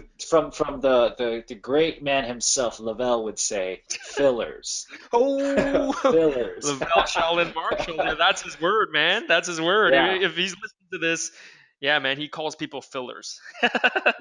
You didn't hear it from me, but anyways, yeah, man. So you saw the brand, you thought it was unique, and then what happened? Yeah. And then shortly after, I believe within a few days, I contacted Dynasty and I was looking. I didn't understand sponsorship too much at the time. Yeah, I only saw like pro athletes have it. You yeah, have to have a huge following to have it. yeah, So I thought I would try my luck, and I was like, hey, Dynasty. I was a pretty. I don't want to say I was a pretty well established white belt, but I won all of my white belt tournaments except for two, and right, these two stuck to me. I took second at Pans as a white belt, right, and also I lost my American Cup first match ever, first right, time I ever got subbed as a white belt. So right, probably 12 tournaments I lost, or I didn't place in one, and I lost. I took second and won, so I did fairly well. right. And in my tournament, I pulled this move off called the Chinese necktie. It was a modification of the Peruvian because of the grip difference. And Right, there's a video that I had of me choking this guy unconscious. And right, then shortly after, I guillotined somebody unconscious. And I was like, right, oh, wow, it's starting to become a trend. So this is kind of cool. I might use this as bargaining chips for a sponsorship. right. And So how did you end up making it happen? so I messaged Dynasty and I was like, hey, I don't know if you guys are interested in sponsoring any athletes because I didn't see any on the page, but I'm Asian and I feel like I'd represent your brand quite well. And Yeah, I feel like it's a great match. There's a lot of good chemistry that could be built, and I felt I could relate to it. It's yeah. something that when you look at, you're like, oh, that's cool. That's what I want to wear when I train or compete with. And So it's then I funny, and sent it I'm gonna over. make a comment about this, and Yeah, it's yeah, funny please. because I wasn't sponsoring anybody at the time. I Hmm. wasn't even considering sponsoring anybody because I'm like, I didn't even know what sponsorship, I didn't even really know how it worked, and I didn't really figure out exactly how I was gonna do it. So I was like, I was like on the fence about it, right? And people are asking like, hey, are you gonna sponsor people? Blah blah blah blah. And um, it's interesting because the first person I sponsored was actually Patrick Lim.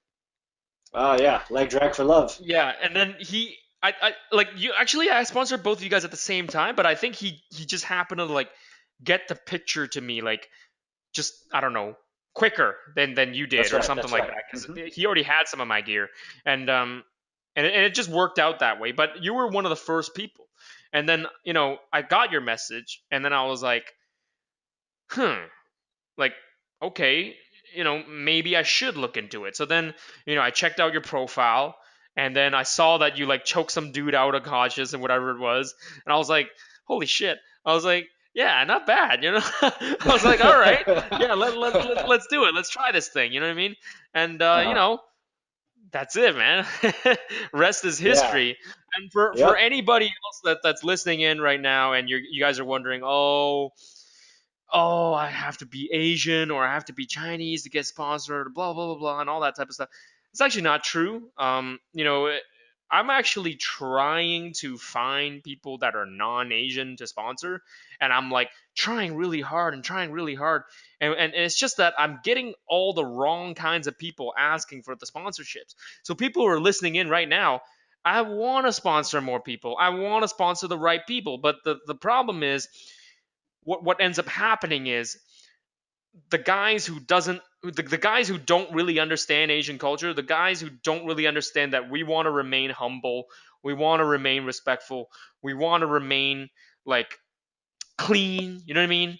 And most people don't kind of get that. They kind of ask us, right? And they kind of like give us a bunch of demands or whatever it is, and they don't really understand like how it goes, right? They don't really understand how we operate, and it's really just a vibe thing. It's like if we can't Well, vibe, you know what I mean? If uh-huh. if we're not on the same page on certain things, you know what I mean?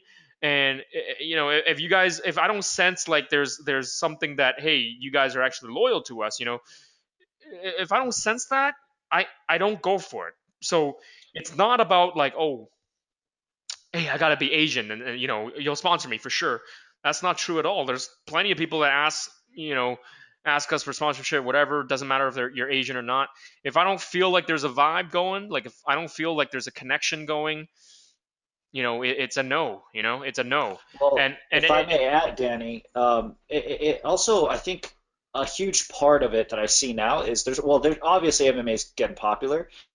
I think it's the way upcoming MMA fighters should like market and carry themselves, you know? yeah, exactly. A lot of guys that ask for sponsorships, first of all, I think you need to ask yourself, why should you be sponsored? What can you bring to the table, you Right, know? Because right, you just give me a bunch of gear that I don't have to pay for. It looks nice. right, What am I going to do in return? You have to think about that's it's business. MMA is now more business than it ever has been, and a right. lot of fighters need to start thinking of it as it that way. You know, Right. you got to And take I don't want height. to sound I don't want to sound snobby, and I don't want to sound like oh I'm a brand owner and therefore you need to No, but listen to me, and I it's don't business. want to come off like that at all, and I don't feel that way at all. But my advice to people you know that are listening in, you know, athletes that want to get sponsored, you know, by certain brands and whatever it is, it may not exactly be my brand, right? It may not exactly be the Dynasty brand. It could be like some other brand that you're seeking Or sponsorship with, just MMA in general, I or think, how they or should MMA carry or Jiu themselves. Jitsu, right, or BJJ, right? Sure. So Yeah. you really need to ask yourself like okay, what do you bring to the table, right? Like how do you fit with the brand? Like again, I might not be I'm not talking about Dynasty specifically, like any other brand that you could pick out there. It's like what kind of value do you bring there, right? What kind of Mhm. value do you bring to the brand? Why should they sponsor you? You know what I mean? Exactly. And if you can't honestly answer that question, then you probably don't deserve to be sponsored, right? Yeah, I If agree. yeah, and like if you go out there and you know, and it doesn't necessarily need to be like a follower thing either. It's like you can have 200 followers, right? Like you could have basically no followers, but Hmm. you could be super nice guy. You could be like the right look, right? The right type of person, just the right fit, and you could be saying the right things, right? And Sure. you could be actually making the right sales for that brand, and you could still be sponsored, right? Yeah, Or yeah. you could be a guy that is, you know, that has like whatever, couple thousand followers or thousands of followers or whatever, but you are saying the wrong things, right? You're Yeah. doing the wrong things, or you're making kind of like these you know, unreasonable demands before we've even gotten to know you, or before you know anybody has gotten to know you and how you're really like, and you know, I guess you know I'm just speaking from my own standpoint because I don't know how other brands do it, but for me personally, I need to feel like I need to be able to trust you. I need to feel like I can work with you, that we can be friends before I Yeah. can sponsor you. Because Well, honestly, it's not I could. simply just like for me anyways, it's Yeah, not simply exactly. I just think a with your business brand, it's different. transaction. Like it's not simply Yeah. just a business transaction for me. And I'm just saying that. For other people, it probably is, right? For other people, it's like, okay, you know, you're famous or you're big, you're like a big jiu-jitsu guy, you know, it's a pure business transaction. Okay, you know, we're gonna work out this deal and you're just gonna post this for me and you know, that's it. But for me, as I was building, Dynasty Clothing MMA, building this brand up, I Well, it's needed very people. personal. It was very personal to me. So I Yeah. needed people who understood what our brand mission was. I needed people who understood what we were trying to do differently. And it just so happened that, the people that I got in touch with were the people that showed up on my feed, or the people that asked for sponsorships, or the people that I noticed. It happened to be the people that understood what Dynasty was about. And it Hmm. happened to be the people that I feel I could trust. And it just so happened to be that the majority of them were also Asian. And it's not that I was looking to pick and choose. It's not that I was like, okay, you know what, this guy's Asian, therefore I'll sponsor him. This guy's not Asian, therefore I won't sponsor him. It's not like that. It's about, okay, does this guy really understand? Like, is this guy down? Like, is this guy down, or is he not down? You know what I mean? And it just so Yeah. happens, like, more of like the American type of fighters, more of like the Western style kind of fighters. They don't really understand.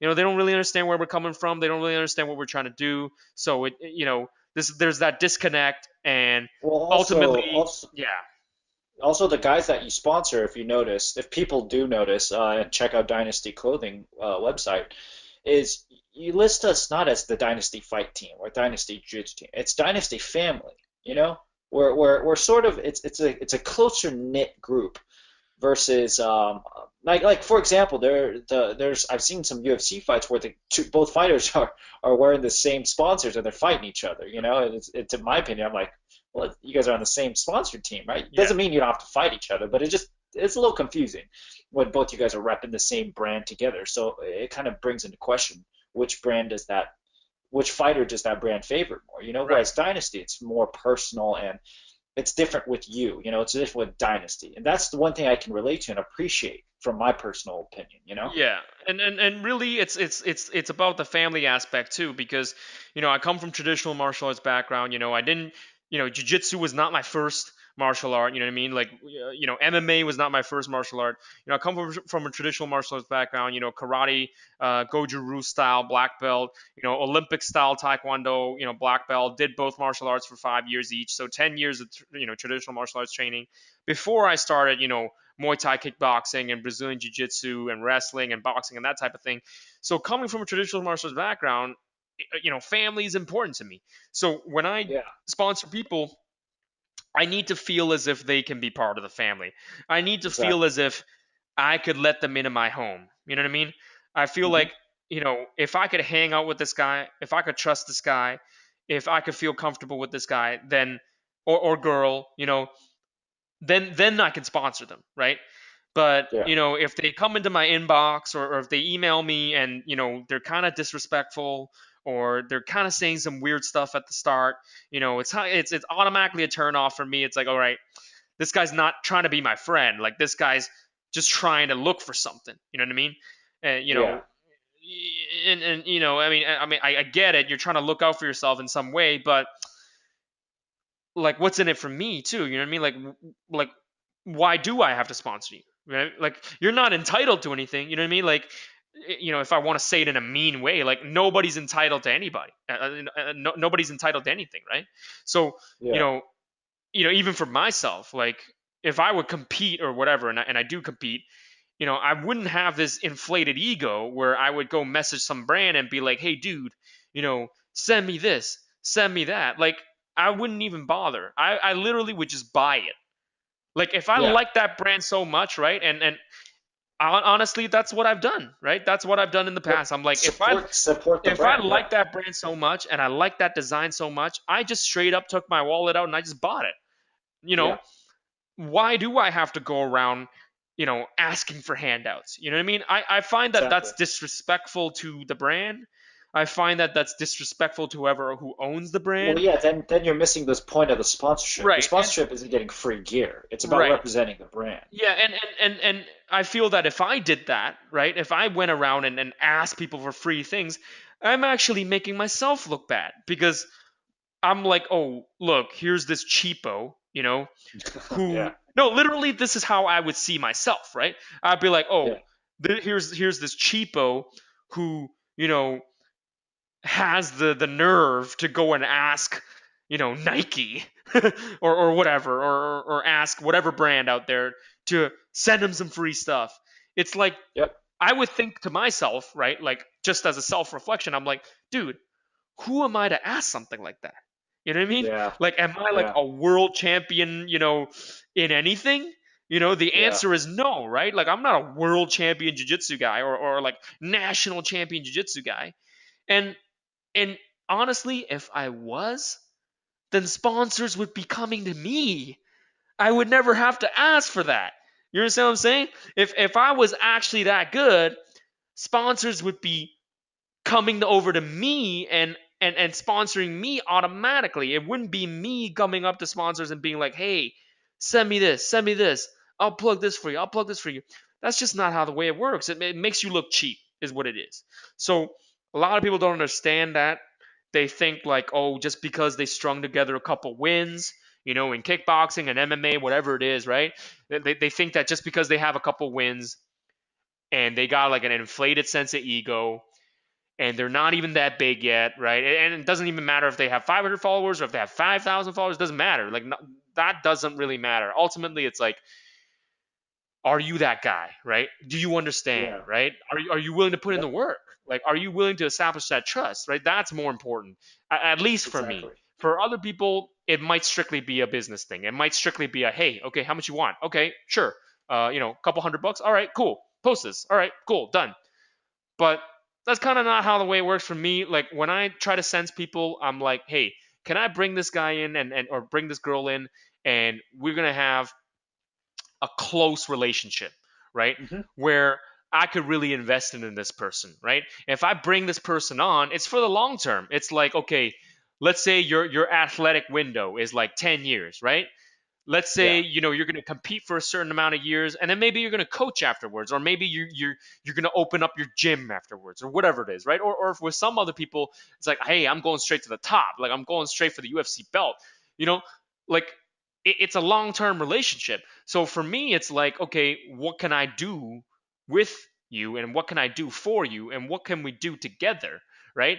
Then I can start investing into this person. And it's not just about the gear, it goes beyond that. It's like, okay, Exactly. can I fly this guy in for a seminar? Can I work with this guy? Will he be able to get me the media that I need? Will he be able to get me sort of the network that I need? Will he be able to leverage some of the connections? And it's like it's like a mutual sharing.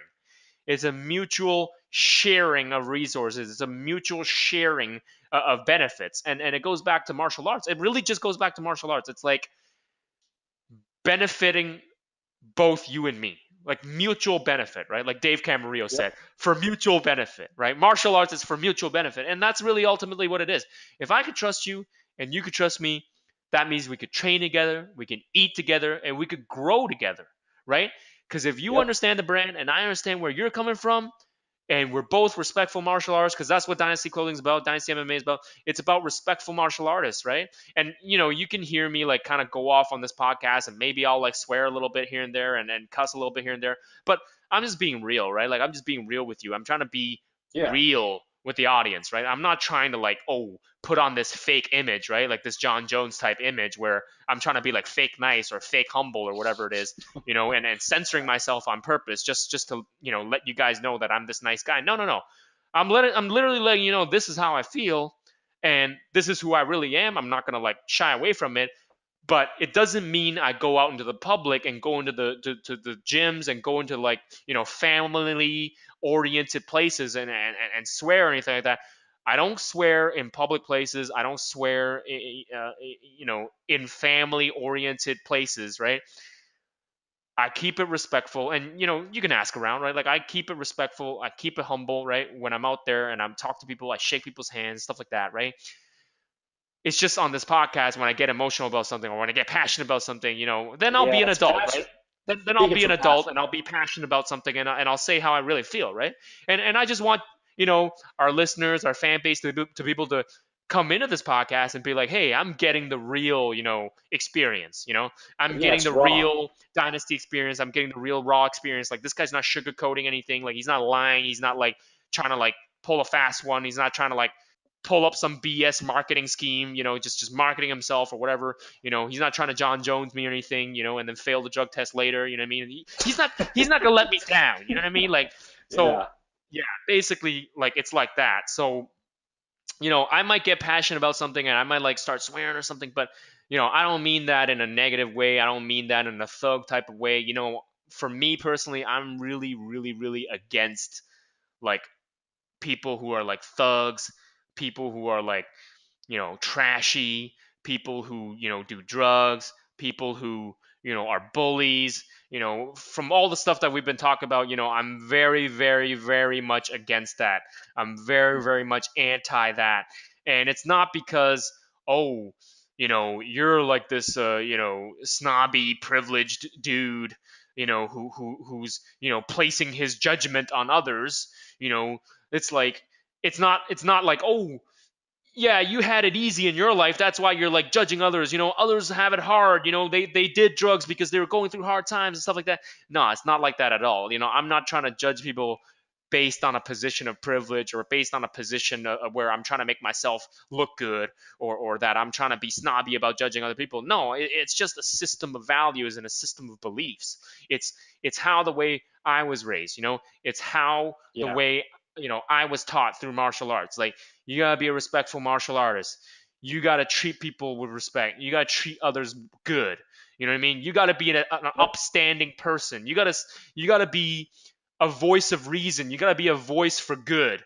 Because there's a lot of people out there that do bad things, and there's too many people like that on this planet Earth. I feel that you have to work extra good as a good person just so things could kind of balance back out, right?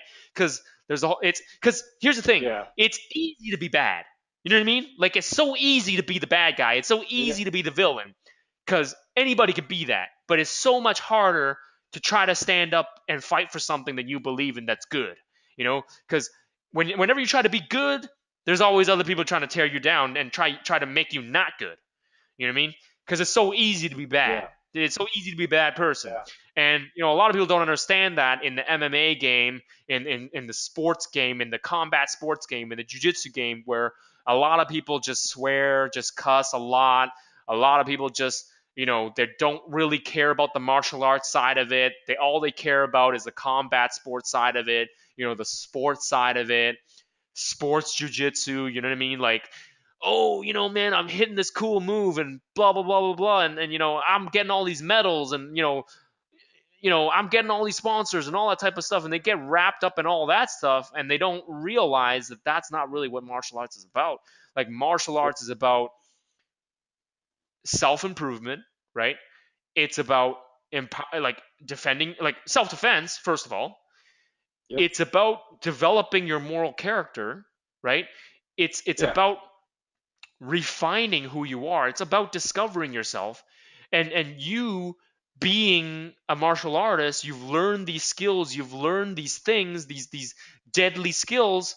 It's to be able to protect yourself, but also to be able to protect the people around you.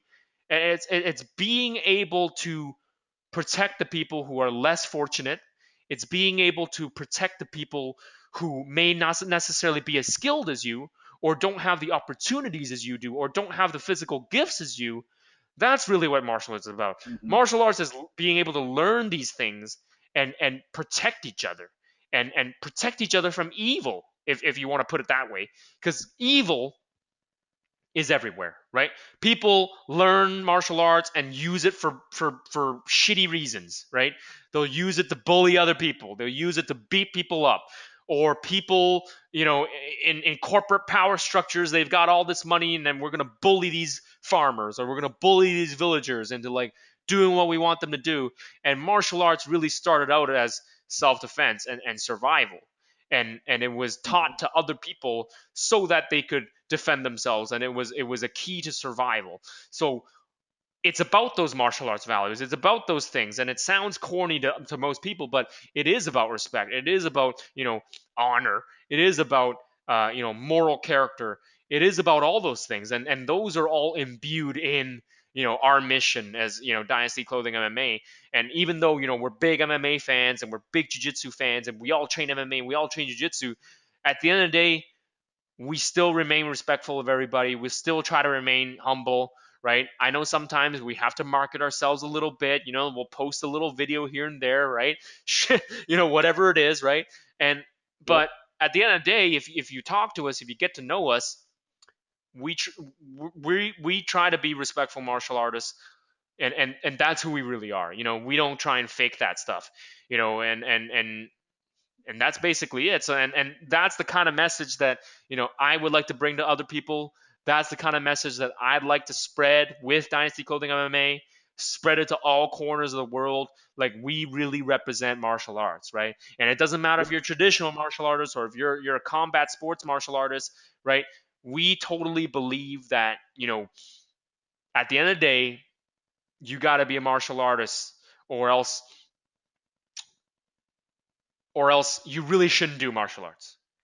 That's that's really literally what it is. If you do martial arts and you're a bad person, like you're a shitty person who like disrespects other people, who bullies other people around in the gym, who smash new guys, who smash white belts and things like that, or who like hold on to submissions and break people's arms and stuff like that. Like, that's shitty. Like, you're a shitty human being. You know what I mean? And you should stop doing martial arts. Like, because that's not what martial arts is about. You're basically just a thug. Like, you're learning how to fight, and you're hurting people because of it, right? And Mhm. you're making other people's lives more miserable than you are making other people's lives better, right? Mhm. And people who are mean to kids, right? People who are disrespectful to kids, who that also is a big tell too. It also, it's a big tell, what kind of person you are. If you're good to like people who are much less, who can't defend themselves. Basically, if you are very nice to like defenseless people, or you're very nice to people who otherwise wouldn't be able to help you or benefit you in any way, then it shows that you're a good person. But if you're a type of guy that are only nice to people who you know are either in more positions of power than you are, you're only nice to people who are a higher belt than you, or you're only respectful to people who are more powerful than you, then there's something wrong. Then that means you don't respect all the other people who are less powerful than you or who are less skilled than you. And that's a moral problem. That falls on you know having bad morals and bad values, and that basically is like that. So yeah, if you beat up Yeah. kids and you beat up women, if you do drugs and if you cheat, this is the stuff that we don't stand for, right? Like, this is the stuff that Dynasty Clothing MMA does not stand for, right? And what I mean by drugs is like that's a gray area, right? Like if you're like a recreational drug user and you do marijuana or whatever it is, and in West Coast California and in like part of the Canadian culture, like it's fine. Like, it's not like a bad thing. It doesn't mean you're a delinquent. It doesn't mean you're a thug or anything. I don't mean it in that way. Like, you can be a recreational user of recreational drugs. You can still be the coolest dude on the planet. And I'm not saying you're not cool because you do drugs, but I'm saying for those guys that do like hard drugs and abuse that kind of stuff and are not good human beings, then yes, drugs has a really negative effect. And and for in the most cases, right, it doesn't send the best message to kids out there, right? Mhm. And that's just Mhm. me coming from a traditional martial arts background. That's just my opinion coming from a traditional Asian upbringing. Other people, 10th Planet Jiu Jitsu guys, whatever it is, right? Um, they'll have a totally other perspective on it. They'll be like, hey, smoking weed makes me chill, makes me be in tune with myself. And me personally, I don't have anything, I don't have anything against that. Like, if you think smoking weed makes you more calm, it gets you in tune with yourself, it gets you to discover yourself more, then by all means, do it. It's all the power to you, right? As long as you're not using that, and you're not abusing it in a Mhm. way where you start hurting other people, or as long as you're not abusing it and then you end up hurting yourself because you become like a drug addict, then then it's fine. But obviously, if you do steroids and stuff like that, then get the hell out of my face, right? Like, don't talk to me. So yeah, if you do steroids, then you're low. You're really low. You're scum. So that's my take on it. But all right, man. Like, I guess you can help me wrap it up, Kai. Like, how should people market themselves, first of all? And what are your goals as a martial artist? And anybody else you'd like to shout out and who's helped you on your journey?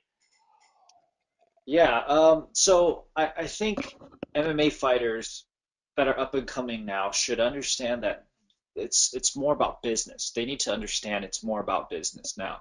It's pumping out like quality content, like that's how they should market themselves. Get a nice photographer, exchange some ideas with him. Maybe this photographer needs to build his resume up, and you can use him for some training shots. So it goes both ways. You're just opening up doors and you're building good relationships like that. And I think that's how it should start. Social media is the number one thing right now to get your content viewed. So I think that should be a huge door that people should try to open up more. I see a lot of fighters post um, just random photos, random videos, but if you really want an image to stick out, I think you need to create this image for you. And some people think it's corny. Some people are like, oh, I don't want to post about myself. However, that's the business of it. If you can't do that, then it's not a part of the fight game. Because I'll be honest, if people think fighting, right, is still about who's the best in the world, then man, Stipe Miocic would just murder everybody. Yeah, He's a yeah, heavyweight out there, right? yeah. But you gotta really market yourself. There's a lot of fighters out there that's killers. They're absolutely amazing. But because they never learned to really market themselves, they cut themselves short. Because people only think of the fight game, like right now, the fight game of now. They're like, oh, I'll just keep fighting. But what happens afterwards? You really want to get your full money's worth, and you really want to make the most out of it. Hmm. So I definitely think doing that and starting there, strategizing there, is where you should start, because later on you have a lot more bargaining chips. You need Right. to have a lot of bargaining chips in order for you to make some decent money in the fight game, because nobody wants to fight forever, right? Nobody can. So you have to think of the future too. That's for all those upcoming fighters.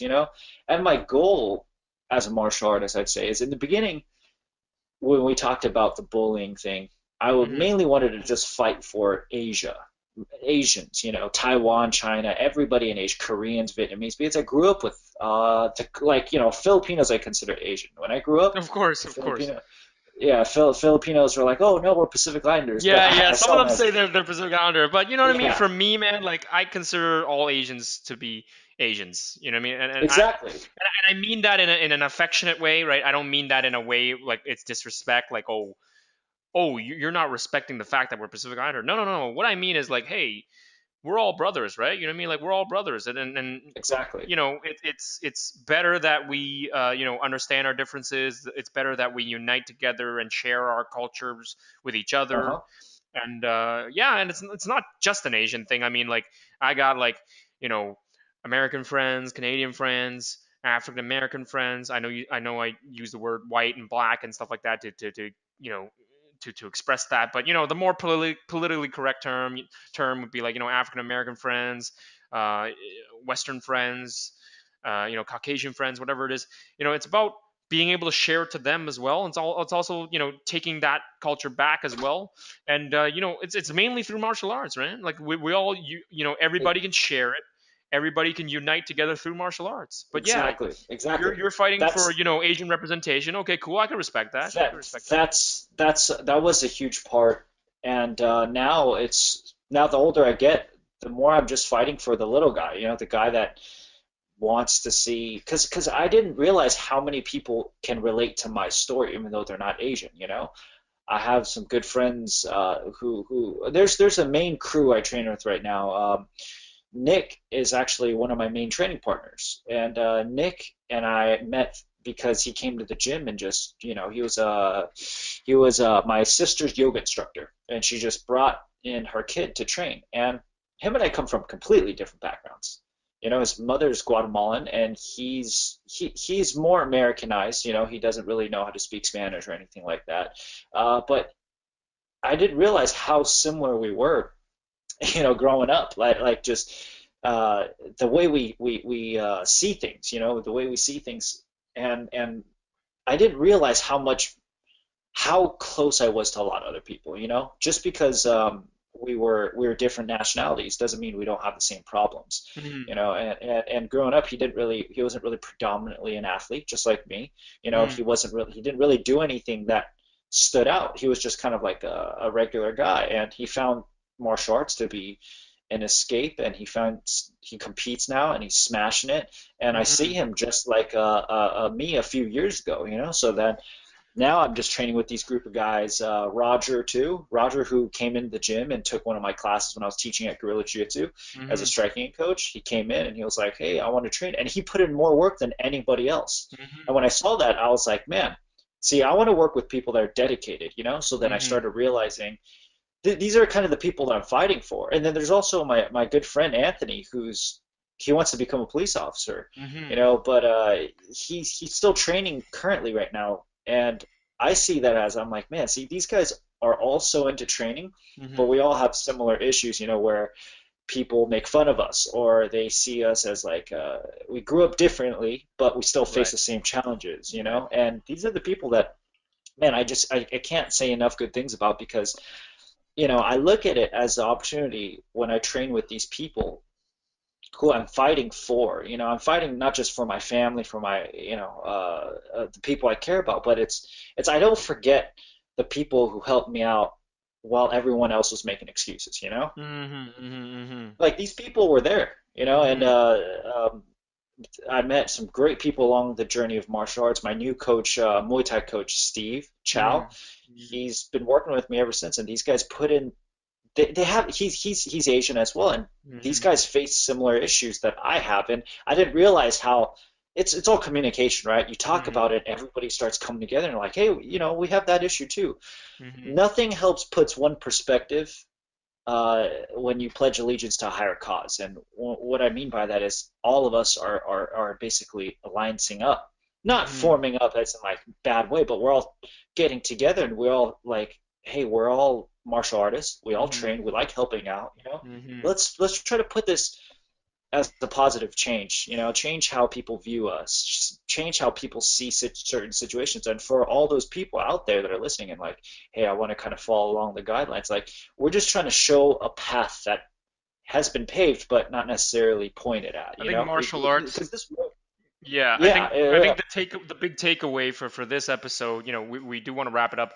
I think the big takeaway is that martial arts, whether you're a kid, whether you're middle aged right now, whether you're a parent, martial arts, you should definitely train martial look arts. into it. And I you should definitely think definitely it's a put way to your go. kids through martial arts, right? Because we talked about the whole bullying thing. We talked about the whole, you know, having an outlet to release it, and being able to learn about yourself, self discovery. And both you and I learned that through martial arts. We had that outlet. We had that outlet where we picked up those skills, and then eventually we were able to overcome those challenges, right? Being bullied and being Yep. picked on, And things the like that. people you meet is nothing short of spectacular, Right. man. and, That's and and that's the martial biggest arts thing. was able to bring us out of that dark spot, you could say. And Exactly. I'm not saying like, oh, our lives are so hard, no, our lives Yeah. are not as difficult as people living in, like, third world countries and starving and things like that, war, famine and stuff. But what I'm saying is, if you're a parent, you should definitely put your kid through martial arts, because martial arts will teach them discipline. It will teach them how to be humble. It will let them release all that energy. And when they're growing up as a kid, when they socialize with other people, they're going to be able to have the skills and the judgment to be able to defend themselves, or they'll just be able to communicate. And they'll be so much more in tune with themselves, that um, they'll be able to solve problems much easier than if they didn't know martial arts. And really, martial arts will save your life, and it will empower your kids. And everybody should do martial arts. So, any last words from you, Kai? Maybe, like, I don't know, anything you want to say? Or maybe you want to give a shout out Um, to Dave. You want to say anything to him? yeah, Dave, my brother-in-law. He's more my brother than in-law. He's just my brother. And also for Omni Movement, the fight team who accepted me a part of the team, Yeah. Steve Hahn, who's the owner. And I mean, he's I can't say anything bad about this guy. This guy's great. He's owner and founder and kinesiologist at Omni Movement. I gotta thank him for helping me out so much along this journey. And you, Danny, Dynasty. I can't forget about that. You know, Yeah. you guys are the best. All right, man. Okay, we wrapping up episode 2, and that was an amazing episode. And if you liked it, man, there's going to be so much more great stuff we're going to bring into you guys. We're going to try to invite everybody we know, anybody that's super interesting, it's got super interesting stories, and we're going to invite them in. And I apologize for those people who are listening and be like, "Man, we don't want to listen to you talk." Uh, Dynasty guy, we don't want to listen to you talk. We want to listen to Khai Wu talk, or we want to listen to your guests. I apologize. So next time, if I can get some, extremely interesting people in to that means Khai, you're not interesting enough, by the way. No, no. I'm saying, like, I'll keep that in mind. If I get complaints or anything like that, I'll shut up, and I'll let my guests talk more. So that's it for now. So we'll say goodbye, and we'll see you guys on the next episode.